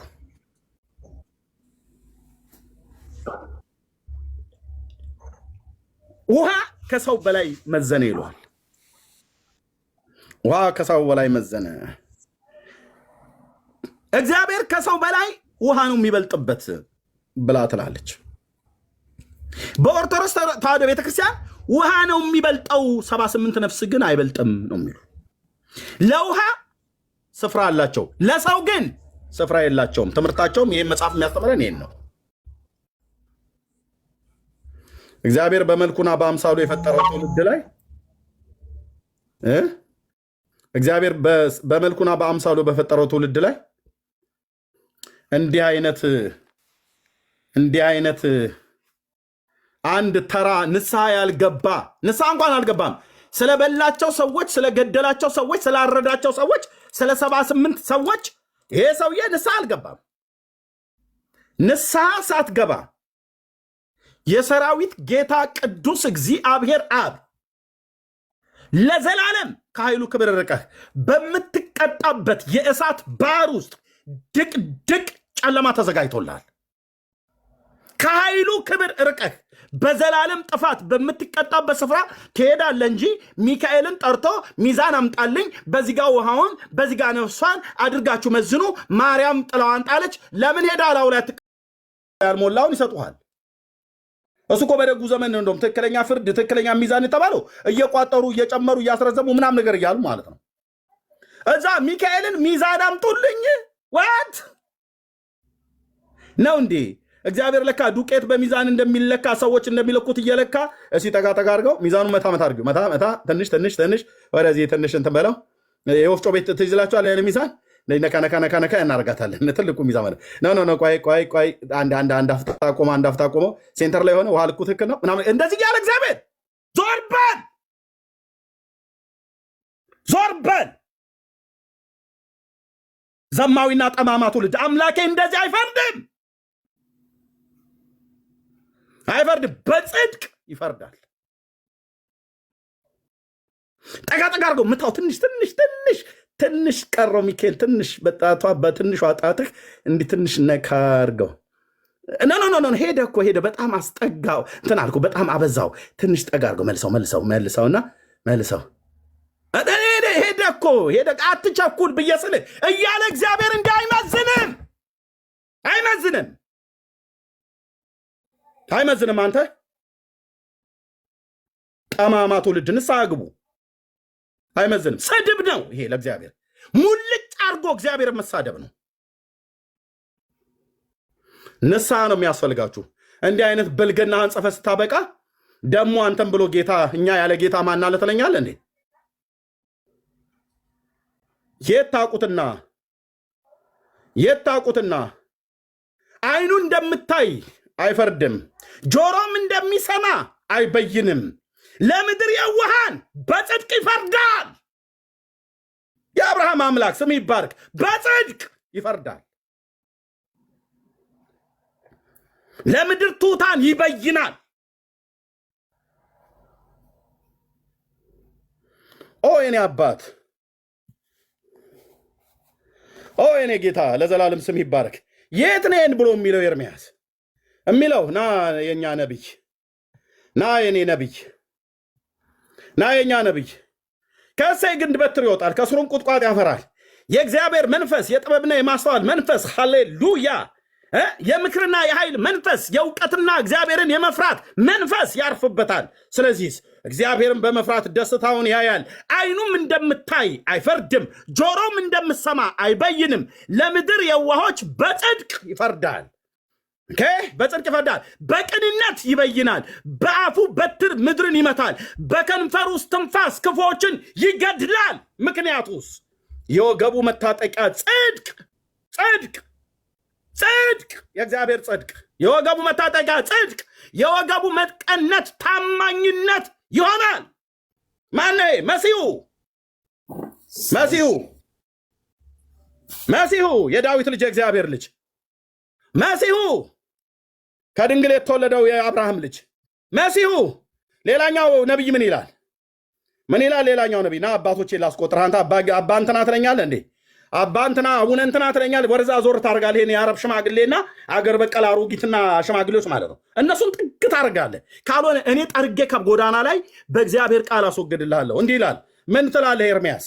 እነሆ ለዳዊት ጻድቅ ቁጥቋጥ የማስነሳበት ዘመን ይመጣል ይላል እግዚአብሔር። ሃሌሉያ! ይሄ ድምፅ ነው የናፈቀን ይላል እግዚአብሔር። እንደ ንጉሥ ይነግሣል፣ ይከናወንለትማል፣ በምድርም ፍርድንና ጽድቅን ያደርጋል። ለፍርዱ ስህተት የለበትም። በስሜት አይናገርም፣ በችኮላ አይፈርድም። በስህተት የተደረገ በሱ ዘንድ የለም። የለም ብቻ ሳይሆን ለዘላለምም አይኖርም። በስህተት የተደረገ የለም። ይፈርዳል፣ ይፈርዳል። ንጉሱ ይፈርዳል፣ መሲሁ ይፈርዳል። በዙፋኑ ላይ የተቀመጠ የእግዚአብሔር ልጅ የዳዊት ልጅ ይፈርዳል። በጽድቅ ይፈርዳል። አንተዬ በጽድቅ ይፈርዳል። ሕፃን ተወልዶልናል፣ ወንድ ልጅም ተሰጥቶናል። አለቅነት በጫንቃው ላይ ይሆናል። ስሙ ድንቅ መካር፣ ኃያል አምላክ፣ የዘላለም አባት፣ የሰላም አለቃ ተብሎ ይጠራል ካለ በኋላ ከዛሬ ጀምሮ እስከ ዘላለም ድረስ በፍርድና በጽድቅ በጽድቅ በጽድቅ ብራዘር በጽድቅ ስሙ በተነገረበት ቦታ ሁሉ ይሄ ነው። ጻድቅ ጌታ በጽድቅ ይፈርዳል። ቅዱሱ ጌታ በጽድቅ ይፈርዳል። በፍርድና በጽድቅ ያጸናውና ይደግፈው ዘንድ በዳዊት ዙፋንና በመንግስቱ ላይ አለቅነቱ ይበዛል። ለሰላሙ ፍጻሜ የለውም። የእግዚአብሔር ቅናት ይህንን ያደርጋል። ይህን ጌታ ነው አየህ፣ እዚህ ቁጭ አድርገው ሚካኤል ንሳ ባለ እንትን ሚዛን አምጣ ውሃውን እዚህ አድርጉት፣ 78 ነፍስ እዚህ አድርጉት። ጌታ እዚህ ቁጭ ብሎልህ ሲመዘንለት ፊቱ እንደዚህ ሲደረግ መታ አድርገው ጠጋ አድርገው ትንሽ አቸኩል ብዙ አትፍጠን ምናምን ነገር እያለ ማለት ነው። ጌታዬን እንዲህ ተሳድባችሁት የዘመኔ ቁጥር ይለቃልኩ። የኤልያስ አምላክ ይሄን ነቢይ የጠራ ጌታ ታሪክ ይደግማል አልኩ። ኤልያው ነቢይ ይህንን አባት ጠርቶ በእስራኤል ላይ ተሐድሶን ያመጣ፣ እግዚአብሔርን የተጋፉ በእስራኤል ተራሮችና ኮረብቶች ላይ የቆሙ ለዘመናት ሲመለኩ የነበሩ በዓልም በለው አስታሮት ማንም በለው ማንም እነሱን በዘመኑ ሕያው አምላክን የእግዚአብሔርን ቃል ቀርሜሎስ ተራራ ላይ ቆሞ ጠርቶ እሳትን ከማውረድ የተነሳ የእግዚአብሔር ክብር ለእስራኤል አመለኳቸው ሰዎች ፊት መልስ መስጠት እስከማይችሉ ድረስ ባሪያውን ከዛ ተራራ ላይ ሆኖ ሰምቶ በእሳት የመለሰለት አምላክ የሕያው አምላክ የእግዚአብሔር መንፈስ ምስክር ነው አልኩ። ታሪክ ይደገማል ምድራችን ላይ። በእግዚአብሔር ቃል ላይ የተዘባበቱ፣ በእግዚአብሔር ቃል ላይ የቀለዱ፣ በኢትዮጵያ ተራሮችና በኤርትራ ተራሮችና ሸለቆች በየቤታቸው በየሰው ልብ ውስጥ የሚታጠንላቸው ለዘመናት የቆዩ የሙታን መንፈስ እግዚአብሔር አምላክ በኤልያስ ላይ ባስቀመጠው የመንፈሱ ኃይልና ቅባት ከምድሪቱ ላይ እነዛን ርኩሳንን እንደጠረገ ከምድሬ ላይ ከሰው ልብና አይምሮ ውስጥ መጥረግ ይጀምራል። ጀምሮታል። እኔ እንኳን በጥቂቱ የዚች የ10 ዓመት በሚዲያ ላይ እንኳን የጮኩት ጩኸቴ ከንቱ ሆኖ አልቀረም። ወንድሞቼ እዚያ ያሉ እነ መርጌታ ከዛሬ 20 ዓመት ምናምን ነገር በፊት 14 መጽሐፍ የጻፈ በዚህ ጉዳይ ያደርገዋል እግዚአብሔር። አትጠራጠረኝ አልኩ። ጥግ ይዘህ እየሳቅህ እያሾፍክ ጴንጤሙን ኦርቶዶክስሙን ታያለህ። እግዚአብሔር ጉልላቶቹን ምታ፣ በራሳቸውም ላይ ሰባብራቸው ብሎታል። ያን የላም ጠባቂ ነቢይ አሞጽን ጠርቶ ምታ ጉልላቱን ባናታቸው ላይ ሰባብር ብሎታል። እግዚአብሔር ከላይ ይጀምራል አልኩ። አንተ ቀልድ እዚህ ያኔ ኤርሚያስን ማን እንደላከው ታውቃለህ? ማን እንደላከው ታውቃለህ? ያኔ ወንድሞቼን ማን እንደላካቸው ታውቃለህ?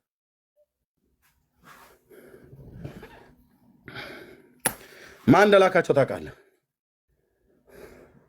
የሰራዊት ጌታ እግዚአብሔር ስሙ ተነቅፎ፣ ስሙ ተሰድቦ፣ ስሙ ተዋርዶ፣ መንግስቱ ተተፍቶበት እሱ እየተካደ እሱ ባዘጋጀው መንግስት ውስጥ ይገባሉ እየተባለ በምድሬ ላይ የተቀለደ አውሬ በጌታዬ በኢየሱስ ክርስቶስ ስም ሞትን ድል አድርጎ በተነሳ ብርሃን በሆነው በመንፈስ ቅዱስ ኃይል የዘንዶውን አራንት ረግጠዋለሁ። የዘንዶውን ካፉ የወጣ እንዲህ አይነት ትምህርትን እናፈርሳለን። የስላሴ መንግስት፣ የስላሴ ዙፋን፣ የስላሴ ፍርድ በፍጡር አይገለበጥም ነው ብዬ የምልህ። አይገለበጥም።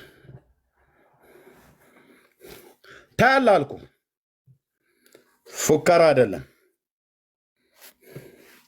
እንዲህ ነው ያሉን። ይኸው እንዲህ ነው ያሉን። እግዚአብሔር ከ78 ሰው በላይ ውሃ ይበልጥበታል ብሎ የሚል ፍርድ የአጥርኝ ውሃ መዘነ። ንስሐ ያልገባ ሰውዬ ወይ ስለ እግዚአብሔር ሳይሰማ ስለ ማርያም ብቻ ሰምቶ መንግስተ ሰማያት ገባ ትላለህ። እግዚአብሔርን ሳሰማ ስለ ኢየሱስ ክርስቶስ ሳሰማ ይሄ ሽፍታ ከልጅነቴ ጀምሮ የሰማሁት ማርያምን ነው አለ። ማርያምን ሲሰማ እንዴት ስለ ኢየሱስ አልነገሩትም? ራሳቸው ኦርቶዶክስ ሰባኪዎች ናቸው የነገሩት። ስለ ማርያም እንጂ የሚሰብኩ መቼ ስለ ኢየሱስ ይሰብኩሃል? ሁሉ በእርሷ ሁሉ ለእርሷ ሁሉ ከእርሷ እኮ ነው። መጽሐፍ ላይ አልተጻፈም እንጂ በልባቸው የተጻፈው በአፋቸው የሚናገሩት ይሄን ነው።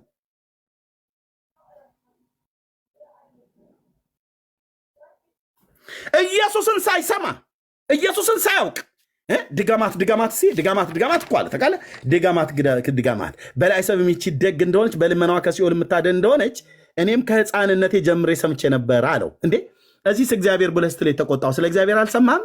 አንተ ሽፍታ አልሰማውም። ስለ እግዚአብሔር ሳሰማ እንዴት ስለ ማርያም ሰማህ? ራሱ ለማኙ ሁለተኛ አምላክን ስለወለደች ስለ ድንግል ማርያም ስለ እመቤታችን አጠጣኝ አይደል ነው ብሎ አምላክ እንደተወለደ ከሷ አያውቅም እንዴ? ለማኙ እንኳን ራሱ ቆም ደብሎ የሚለው ሁለተኛም ዳግመኛ አምላክን ስለወለደች ማን ነው አምላክ ብሎ አልጠይቅም። ተበላችሁ ኦርቶዶክሳውያን፣ እዚህ ጋር ተበላህ። ድራማችሁ፣ ቁማራችሁ እቺ ቀይነች ጥቁር ምትላት አልቻ አይደለ? ቀዩን ያየ ይሉልሃል። ቀዩን ያየ ቀይ ተበላችሁ። ቁማርህ ተያዘ። ስለ ማርያም ብቻ ከልጅነቴ ጀምሮ ሰምቼ ነበር አለ። አምላክን ስለወለደች እያለ ነበር የሚጠይቀው የለመነው ሰውዬ። እንዴ ማርያም እኮ አምላክን ወልዳለች እያለው ነው። ስለመቤታችን አምላክን ስለወለደች እያለው ነው። እንዴት ስለ አምላክ ሳይሰማ እንዴት ስለ ማርያም ብቻ ሰማ? ከህፃንነት ጀምሬ ስለ እሷ ሰምቼ ነበረ እና ይህ ሰውዬ ስለ ማርያም ብቻ ነው የሰማው፣ ስለ አምላክ አልሰማም። ለዚህ ነው ስለ እግዚአብሔር ብለህ አጠጣኝ ብሎ ሲለው ተቆጣው ይላል። ያው ስለ እግዚአብሔር ብለህ ውሃ አጠጣኝ አለው። ፈጽሞ ተቆጣ ይለ ፈጽሞ አንባረቀበት ማለት ነው። ጮኸበት፣ ተቆጣው። ስለ እግዚአብሔር ሲነገረው በእግዚአብሔር ስም ለምኖ ውሃ ሲሰጥ ያልሰጠ እግዚአብሔር መንግስት ውስጥ ገባ ይሉሃል። ቀልደኛ ትውልድ፣ ቀልደኛ ትውልድ።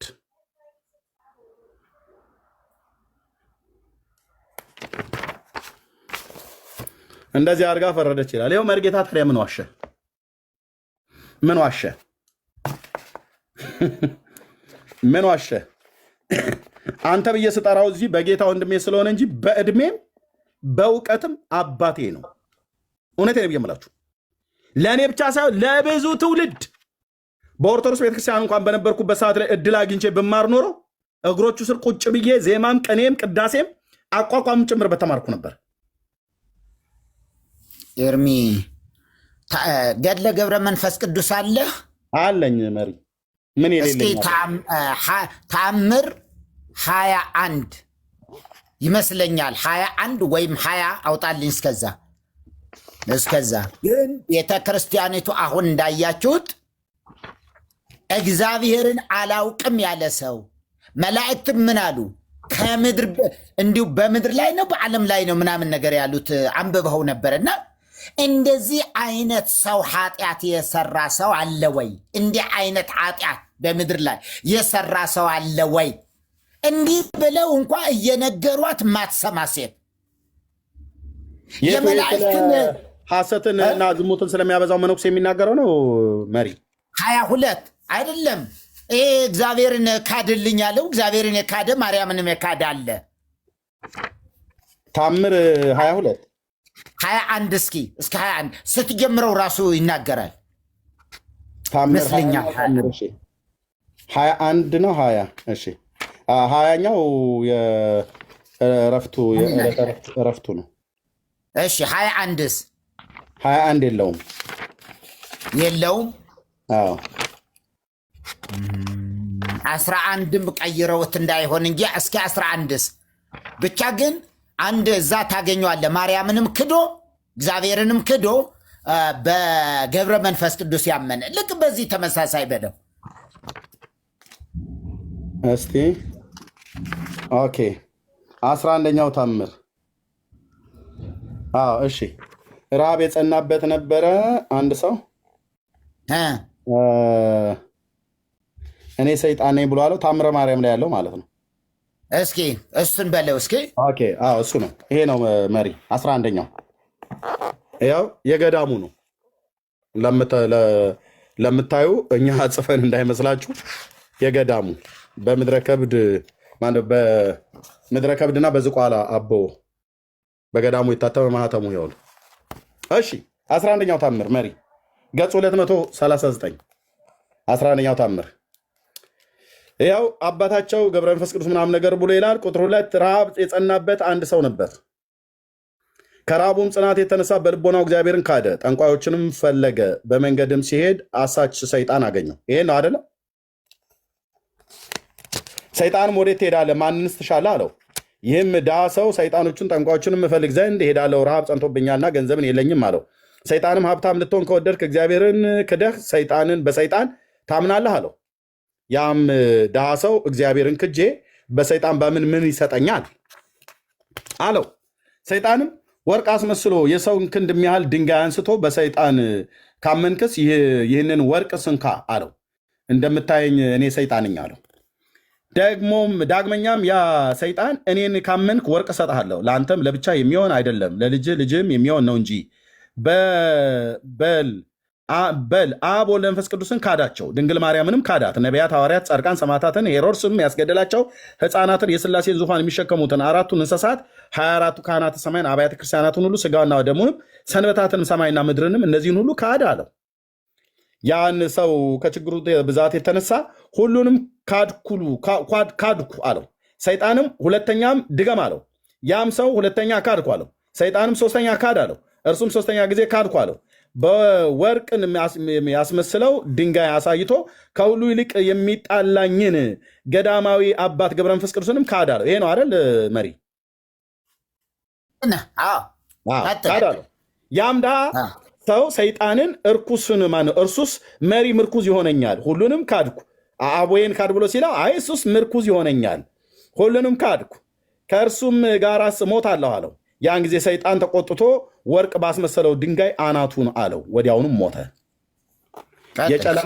የጨለማ መላእክት መጥተው እንደ ሰባ ከብት እያዳፉ በብዙ ለቅሶ ነፍሱን ወሰዷት። በእሳት አለንጋ እየገረፉ በእግዚአብሔር ፊት አደረሷት። እግዚአብሔርም ያችን ነፍስ ይህንን ሁሉ የካድሽ ለዘላለም የምትኖሪ ሞት የሌለብሽ መሰለሽን ብሎ እስከ 1000 ዓመት ድረስ ጥልቀቱ ወደማይገኝበት ቦታ ውሰዷት ብሎ አዘዘ። ልብ በሉ። የካደችው ማንነች ነፍስ? አቦን ብቻ ነው ያልካደችው። እዚህ ጋር ማን ክዳለች? አብ ወልድ መንፈስ ቅዱስን ክዳለች። ነቢያትን፣ ሐዋርያትን፣ ጻድቃንን፣ ሰማዕታትን፣ ሄሮድስ ያስገደላቸው ሕፃናትን፣ የሥላሴን ዙፋን የሚሸከሙትን 4ቱን እንስሳት፣ 24ቱ ካህናተ ሰማይ፣ አብያተ ክርስቲያናትን ሁሉ ሥጋ ወደሙንም ሰንበትንም ሰማይና ምድርን ሁሉ ካዳሉ። ሁሉንም ክዷል። ማርያምንም ሁሉ ጭምር ነው የካደው። ድንግል ማርያምንም ሁሉ ካዳት ነው ያሉ። ማርያምም ሥላሴም ተክዷል። ጻድቃን፣ ሰማዕታት፣ ነቢያት፣ ሄሮድስ ያስገደላቸው እና መላእክት ሁሉ ጭምር ነው የተካዱት። ሥጋ ወደሙ ሁሉ ተክዷል እና ሞተች። ከዛ እንደዚህ ያለው ጌታ ማለት ነው። የጨለማ መላእክትም ያችን ነፍስ ውሰዷት፣ ስለካደችው የመላእክት ሰራዊት ሁሉ ተጣሏት፣ ተበቀሏትም። አንድም እንኳን በዚች ነፍስ ምሕረት አልለመንላትም። ከዚህም በኋላ አባታቸው ገብረ መንፈስ ቅዱስ እንደ ዓይን ጥቅሻ ፈጥኖ በእግዚአብሔር ፊት ወደቀ። እግዚአብሔርም ታማኝ ወዳጅ የገብረ መንፈስ ቅዱስ ምን ሆንክ አለው። አባታቸውም ቀድሞስ ታማኝ ወዳጅህ ነበርኩ አለው። ዛሬስ ምን አደረግኩ አለው። አባታቸውም ወደ ሲኦል የላከው ሰው የሰማይ ሰራዊትንም ሁሉ ቢክድ እኔን አምኗልና ማርልኝ አለው። እግዚአብሔር ሳልተካደ እንዴ? ማርያም ሳልተካደ እንዴ? የሰማይ ሰራዊት ብቻ ነው የተካዱት? ኖ። ጌታም የሰማይ ሰራዊትን ብቻ የካደ አይደለም፣ አባቴንም እኔንም መንፈስ ቅዱስንም እናቴንም ካደ እንጂ። አባታቸውም ገብረ መንፈስ ቅዱስ ጌታችን አንተን ሁሉ የካደ ሰው ይህ ሰው ውሻና ከሃዲ ነው አለው። ጌታችንም አባታቸው ገብረ መንፈስ ቅዱስን ውሻ ይማራልን ወደ መንግስተ ሰማያትስ ይገባልን አለው። አባታቸው ገብረ መንፈስ ቅዱስም ጌታችን አንተ ሰማይና ምድር ያልፋሉ ቃሌ ግን አያልፍም ብለህ የለምን? እኔም አንተን በቃል ኪዳንህ 5 ውሾችን መታሰቢያ ቢያደርጉ እምርልሃለሁ ብለኸኝ የለም አለው። ሁል ቀን እግዚአብሔር እንደረሳ እነሱ እንዳስታወሱት ነው። የትኛውም ቦታ ላይ ይሄ በኦርቶዶክስ ቤተክርስቲያን ገድል ውስጥ የተጻፈ እግዚአብሔር ተብሎ የሚባል የሚረሳ ዝንጉ የሆነ አድርገው ማለት ነው። ሌላ እግዚአብሔር የምናውቀው የለም እናንተ ብታመልኩት ካሌለ በስተቀር ማለት ነው። እና ዝንጉ የሚረሳ አድርገው ብለኸኝ አልነበረምን? አሁንም ጌታ ይህን ሰው ማርልኝ፣ ከአንደበቴ የወጣውን ቃል ኪዳንህን አልዋሸም ብለሃልና መጽሐፍ ረሃብ ብርድ እግዚአብሔርን ያስረሳል ይል የለምን? ይህ ሰው አቤት አቤት አቤት የቱ ጋ ነው ረሃብና ብርድ ያስረሳል? ቁርአን ላይ ነው። ከየት ነው ያገኙት? እሺ የለምን? ይህ ሰው ስለራበው ስለተቸገረ አንተን ካደ፣ ይህንንም ሰው ማርልኝ ከሁሉ ቃል ኪዳን ይበልጣልና አለው።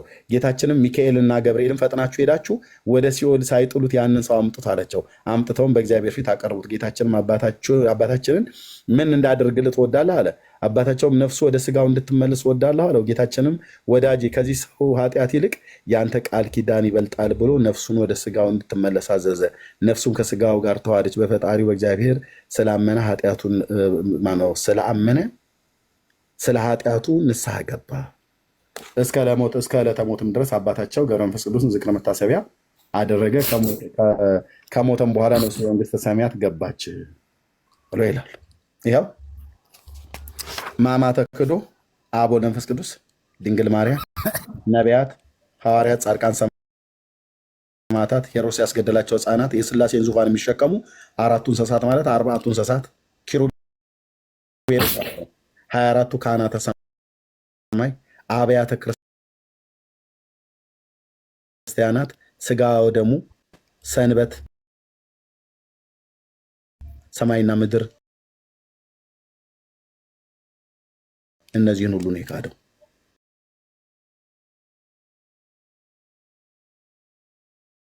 ያልተካደ ማን ነው? አቦ ብቻ።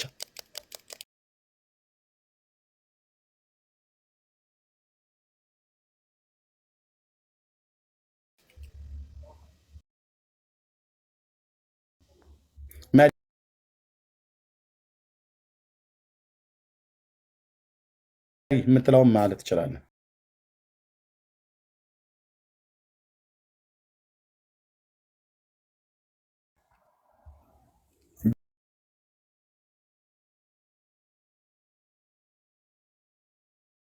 በቃ ይቀለዳል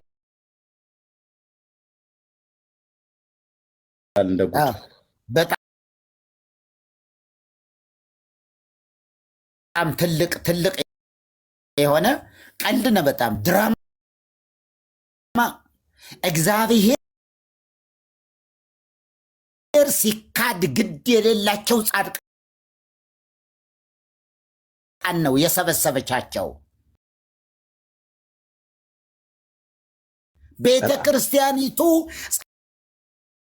ጻድቃን የምትላቸው፣ ቤተ ክርስቲያኒቱ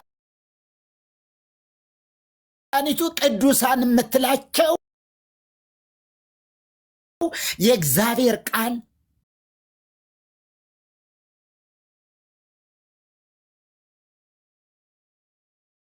ቅዱሳን ያላቸውን አይደለም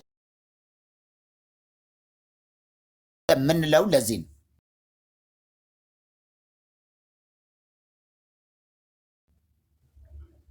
የእግዚአብሔር ቅዱሳን መጽሐፍ ቅዱስ ውስጥ ያሉ ቅዱሳን ለእግዚአብሔር ክብር ሕይወታቸውን ይሰጣሉ። ስለ እግዚአብሔር ክብር አገልግሎታቸው ሰማዕትነት የሚቀበሉት ስለ እግዚአብሔር ክብር ነው፣ ስለ ራሳቸው አይደለም።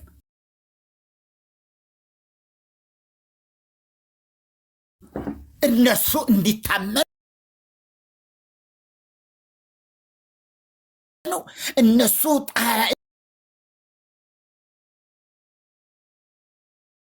እንዲሁ ቁንጮ እግዚአብሔር ተካደ፣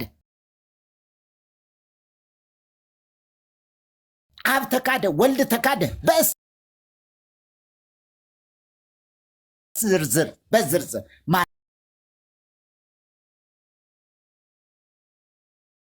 ማርያምም ተካደች። ምን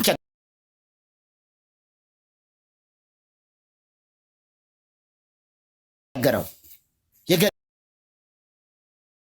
ጸሐፊ ምን ቸገረው?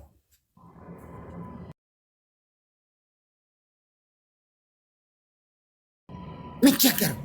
አሁን እግዚአብሔር ተክዶ ልመና ይቻላል?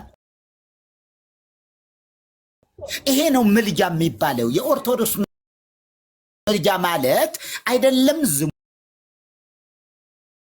አይደለም ነፍስ መግደል አይደለም ምናምን ነገር ታቦት እሱን እንክት አርጋችሁ 78 ነፍስም ብሉ። እስከ ዛሬ ድረስ በህይወታችሁ ስለ ማርያም ብላችሁ የሰጣችሁ ራሱ ወደ ሚዛንም አይቀርብም። ዝም ብላችሁ ነው የምትገቡ፣ ዝም ብላችሁ ነው መንግስተ ሰማያት የምትወርሱ። ይህን እኮ እየተባለ ያለ ጻድቃን ሰማዕታት ማለት እኮ እግዚአብሔርን ካዱ ነው እኮ አዋጅ እኮ። እግዚአብሔርን ብትክዱ ምንም ችግር የለውም፣ ይኸው እግዚአብሔርን የካዱ መንግስተ ሰማያት ወርሷል እያልን ነው እኮ መጽሐፍቶቻቸው።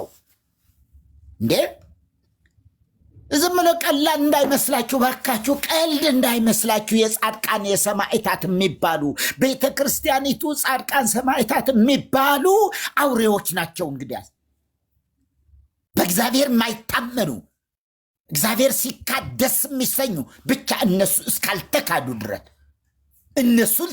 እስካልተካዱ ድረስ ይሄ ሰው አሁን ይሄ ገብረ መንፈስ ቅዱስ የሚባል ጸጉር የለበሰ እንደ አንበሳ እንደ አህያ እንደ ከብት እንደ እንስሳ በሉ እንደ እንስሳ አንዲት ብጣሽ ጨርቅ አልደረበም። ከተወለደበት ቀን ጀምሮ ገድሉ ላይ ማንበብ ይቻላል። አንዲት ብጣሽ የሆነች ምን አላደረገም፣ አልደረበም። ልብስ የለውም ብቻ አይደለም መሪ ሰው እኮ አይደለም። ራሱ እኮ ሰው እኮ አይደለም። ራሱ ገድሉ ሲናገር ሰው አይደለም። አቦ ሰው ነው ብሎ የሚለኝ ሰው ካለ መጥቶ ከኔ ጋር ይነጋገር።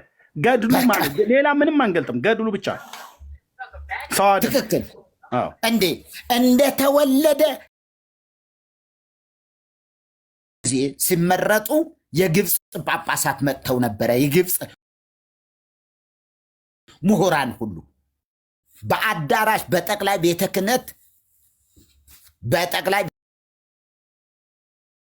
ክህነት አዳራሽ ስብሰባ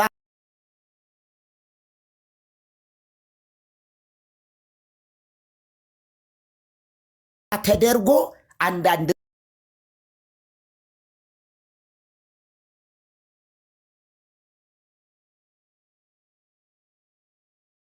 ጥያቄዎችን እንጠይቃቸዋለን ብለው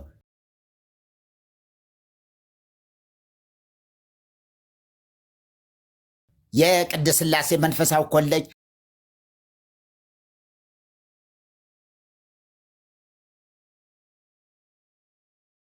የቅድስት ማርያም የዚህ ጳውሎስ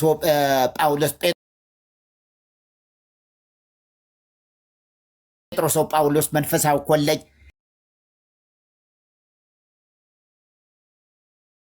ያ ሁሉ ምሁራን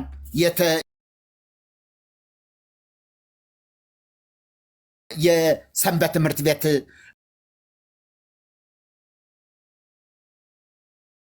አካባቢም እንደዚህ የስብከተ ወንጌል ኃላፊዎች ተጠይቀዋል።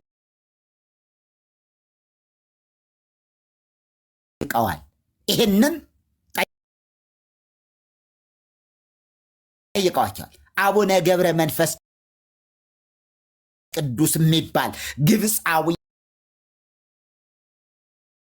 አለ። ይህን ሰው በእናንተ ዘንድ ይታመናል ወይ ሲባል ገብረ መንፈስ ቅዱስ የሚባል በእኛ አገር የለም።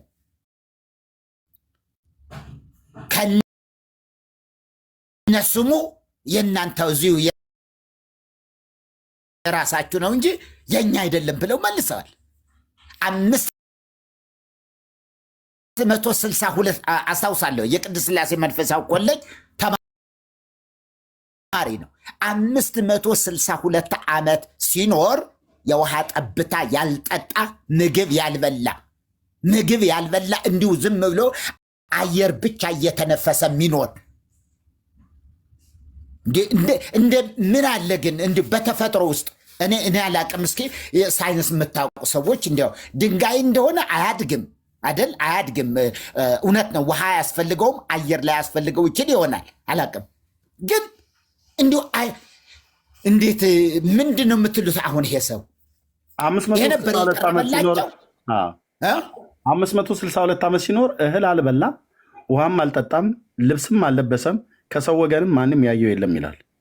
በቃ አለቀ። ስርዓተ ቀብሩ በኢየሩሳሌምም ተቀበረ፣ በምድረ ከብድም ተቀበረ ይላል። ደግሞ በዚሁ በታምሩ ላይ ደግሞ ሳይቀበር ከነስጋው አረገ ይላል። የት ነው የተቀበረው? በባለፈው ስናገርበት ነበር። መርጌታ የት ነው የተቀበረው? መልኩ ላይ ምንድን ነው ብሎ የሚለው እዚህ ሁለት የቤተክርስቲያን አባቶች ስላላችሁ ያው ለመቃብር ማለት ነው። ሰላም ለመቃብር ያው ዘኢተከስተ ለበዓድ ከመ መቃብሩ ለሙሴ ወልደ ዮካብድ ያው ለመቃብርህ ገብረ መንፈስ ቅዱስ ሆይ እንደ ዮካብድ ልጅ እንደ ሙሴ መቃብር አድራሻው ላልታወቀና ዘሎቱ መጽሐፈ ገድልከስ ይነግር ዜና ኩነቱ ገብረ መንፈስ ቅዱስ ሊተ ይመስለኒ ባህቱ ግንዘተ ስጋከ በእደ መላእክት ውእቱ እንዳይ እግዚአብሔር የአምር ባህቲቱ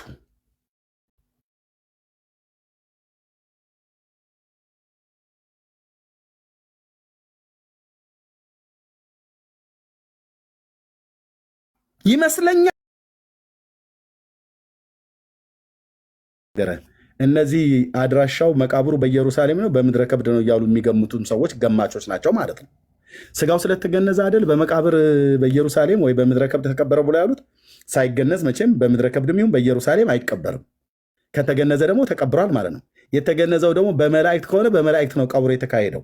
ሲጀምር በመላእክት ነው ይላል እዛኛው የትንሣኤ ዘጉባኤ ማተሚያ ቤት ላይ መሪ የትንሣኤ ዘጉባኤ ማተሚያ ቤት ላይ አባ እውነት ነው የሚነግሮት በኢየሩሳሌም ነው ይላል። ማን ሶሪ በመላእክት ነው ስርዓተ ቀብሮ የተፈጸመው በኢየሩሳሌም ይላል። የትንሣኤ ዘጉባኤ ይሄ የገዳሙ ነው።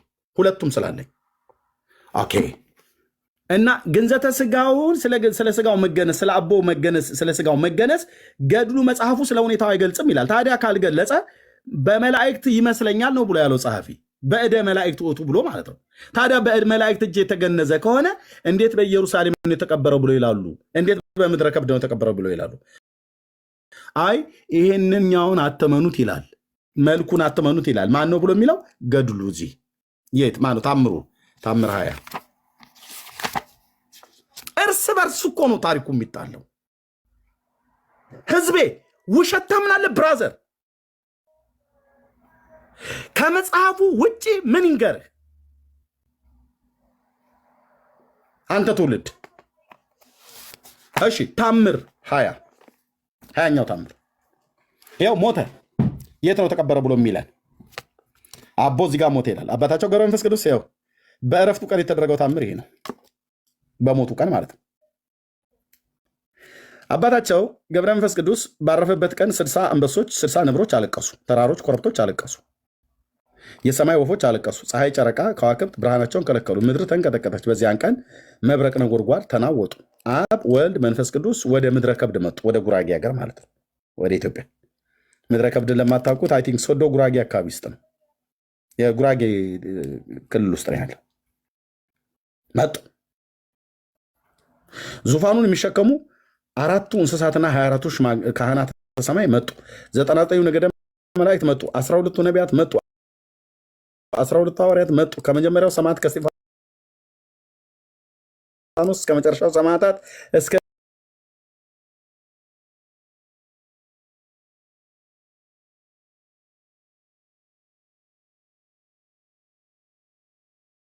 ሙሉ መጡ። ያልመጣ የለም። ኢትዮጵያ በለቅሶ ተጥለቀለቀች።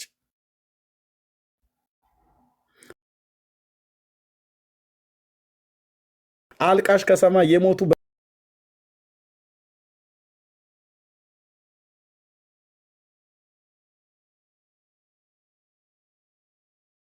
በሙሉ ራሱ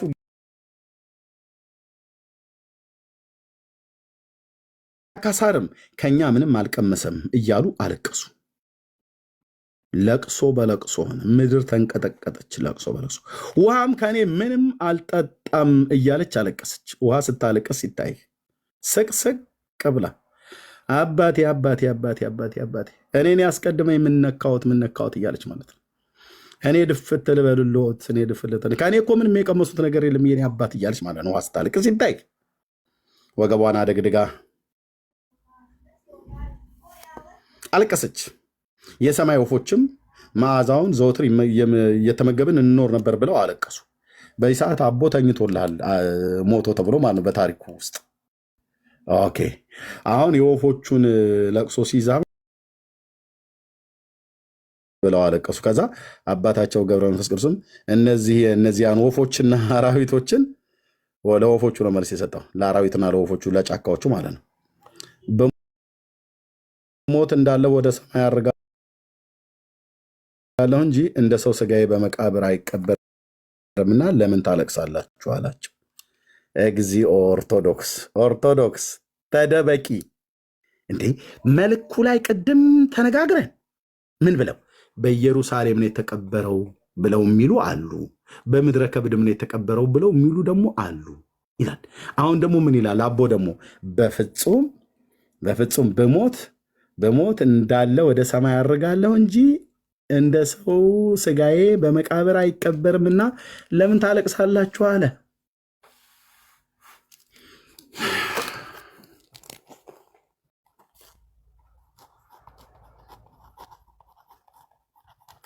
አልቀበርም አቦ። ከዛስ ሙሉን እኔ በደንብ ስላነበብኩት እዚህ ጋር ምን ይላል መጨረሻ ላይ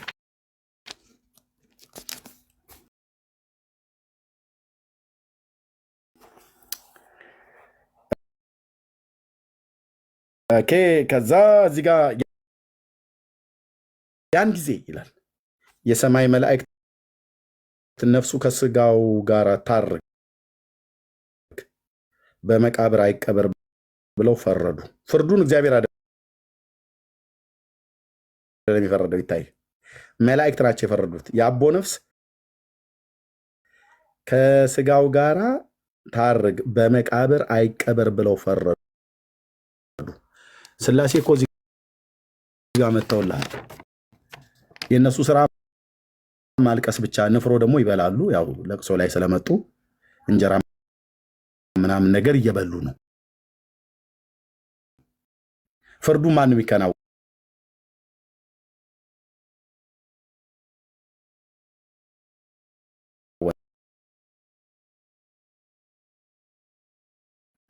እንዳልኩ የሆነ ድንኳን ስር ቁጭ ብሎ አብ ወልድ መንፈስ ቅዱስ ንፍሮ እየበሉ ማለት ነው።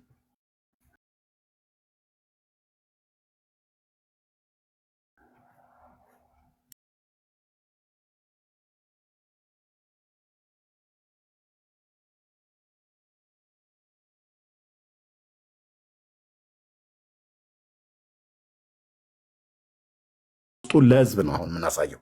ውስጡን ለቄስማ ስንት ነገር እኮ ገደሉ። ውስጡን ለቄስ እያሉ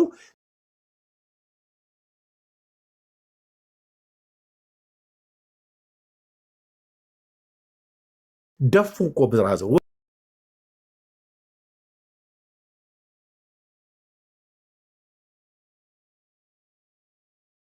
ወደ ሲኦል እየከተቱ ነው።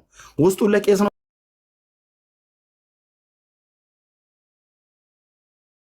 ያልከ አላዝነ ቁጨት ዞር በል እኔ ስላሴ ባሪያ ብለህ መጽሐፍ ቅዱስን ይዘህ አትነሳም እንዴ? እንዲህ አይነት ሲቀልዱብን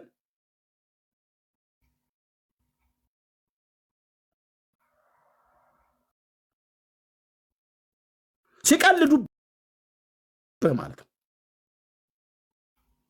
ያልመጣ ፍጡር የለም ይልሃል ለቅሶ ላይ።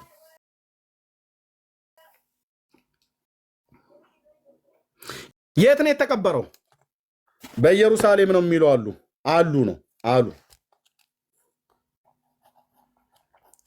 በኢየሩሳሌም ነው ብለው የሚሉ አይ በኢየሩሳሌም አይደለም ደግሞ ብለው በምድረ ከብድ ጉራጌ ምድር ላይ ነው የተቀበረውን ብለው ደግሞ የሚሉ አሉ። እነዚህ ሁሉ በሙሉ እዛ ነው ያሉት። አቦስ ምን ትላለህ? አቦ ራስ ምን ትላለህ? አልቀበርም፣ ባለቤቱ አልቀበርም ይላል። ግማሾቹ ምድረ ከብድ ነው የተቀበረው ይላሉ፣ ግማሾቹ ኢየሩሳሌም የተቀበረው ብለው ይላሉ። እንዲህ አይነት ዘመን የገጠመን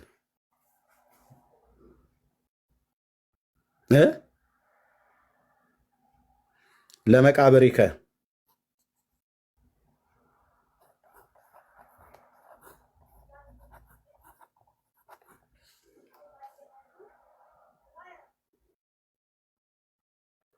ዝም ጭጭ ነው። አቦ አማላጄ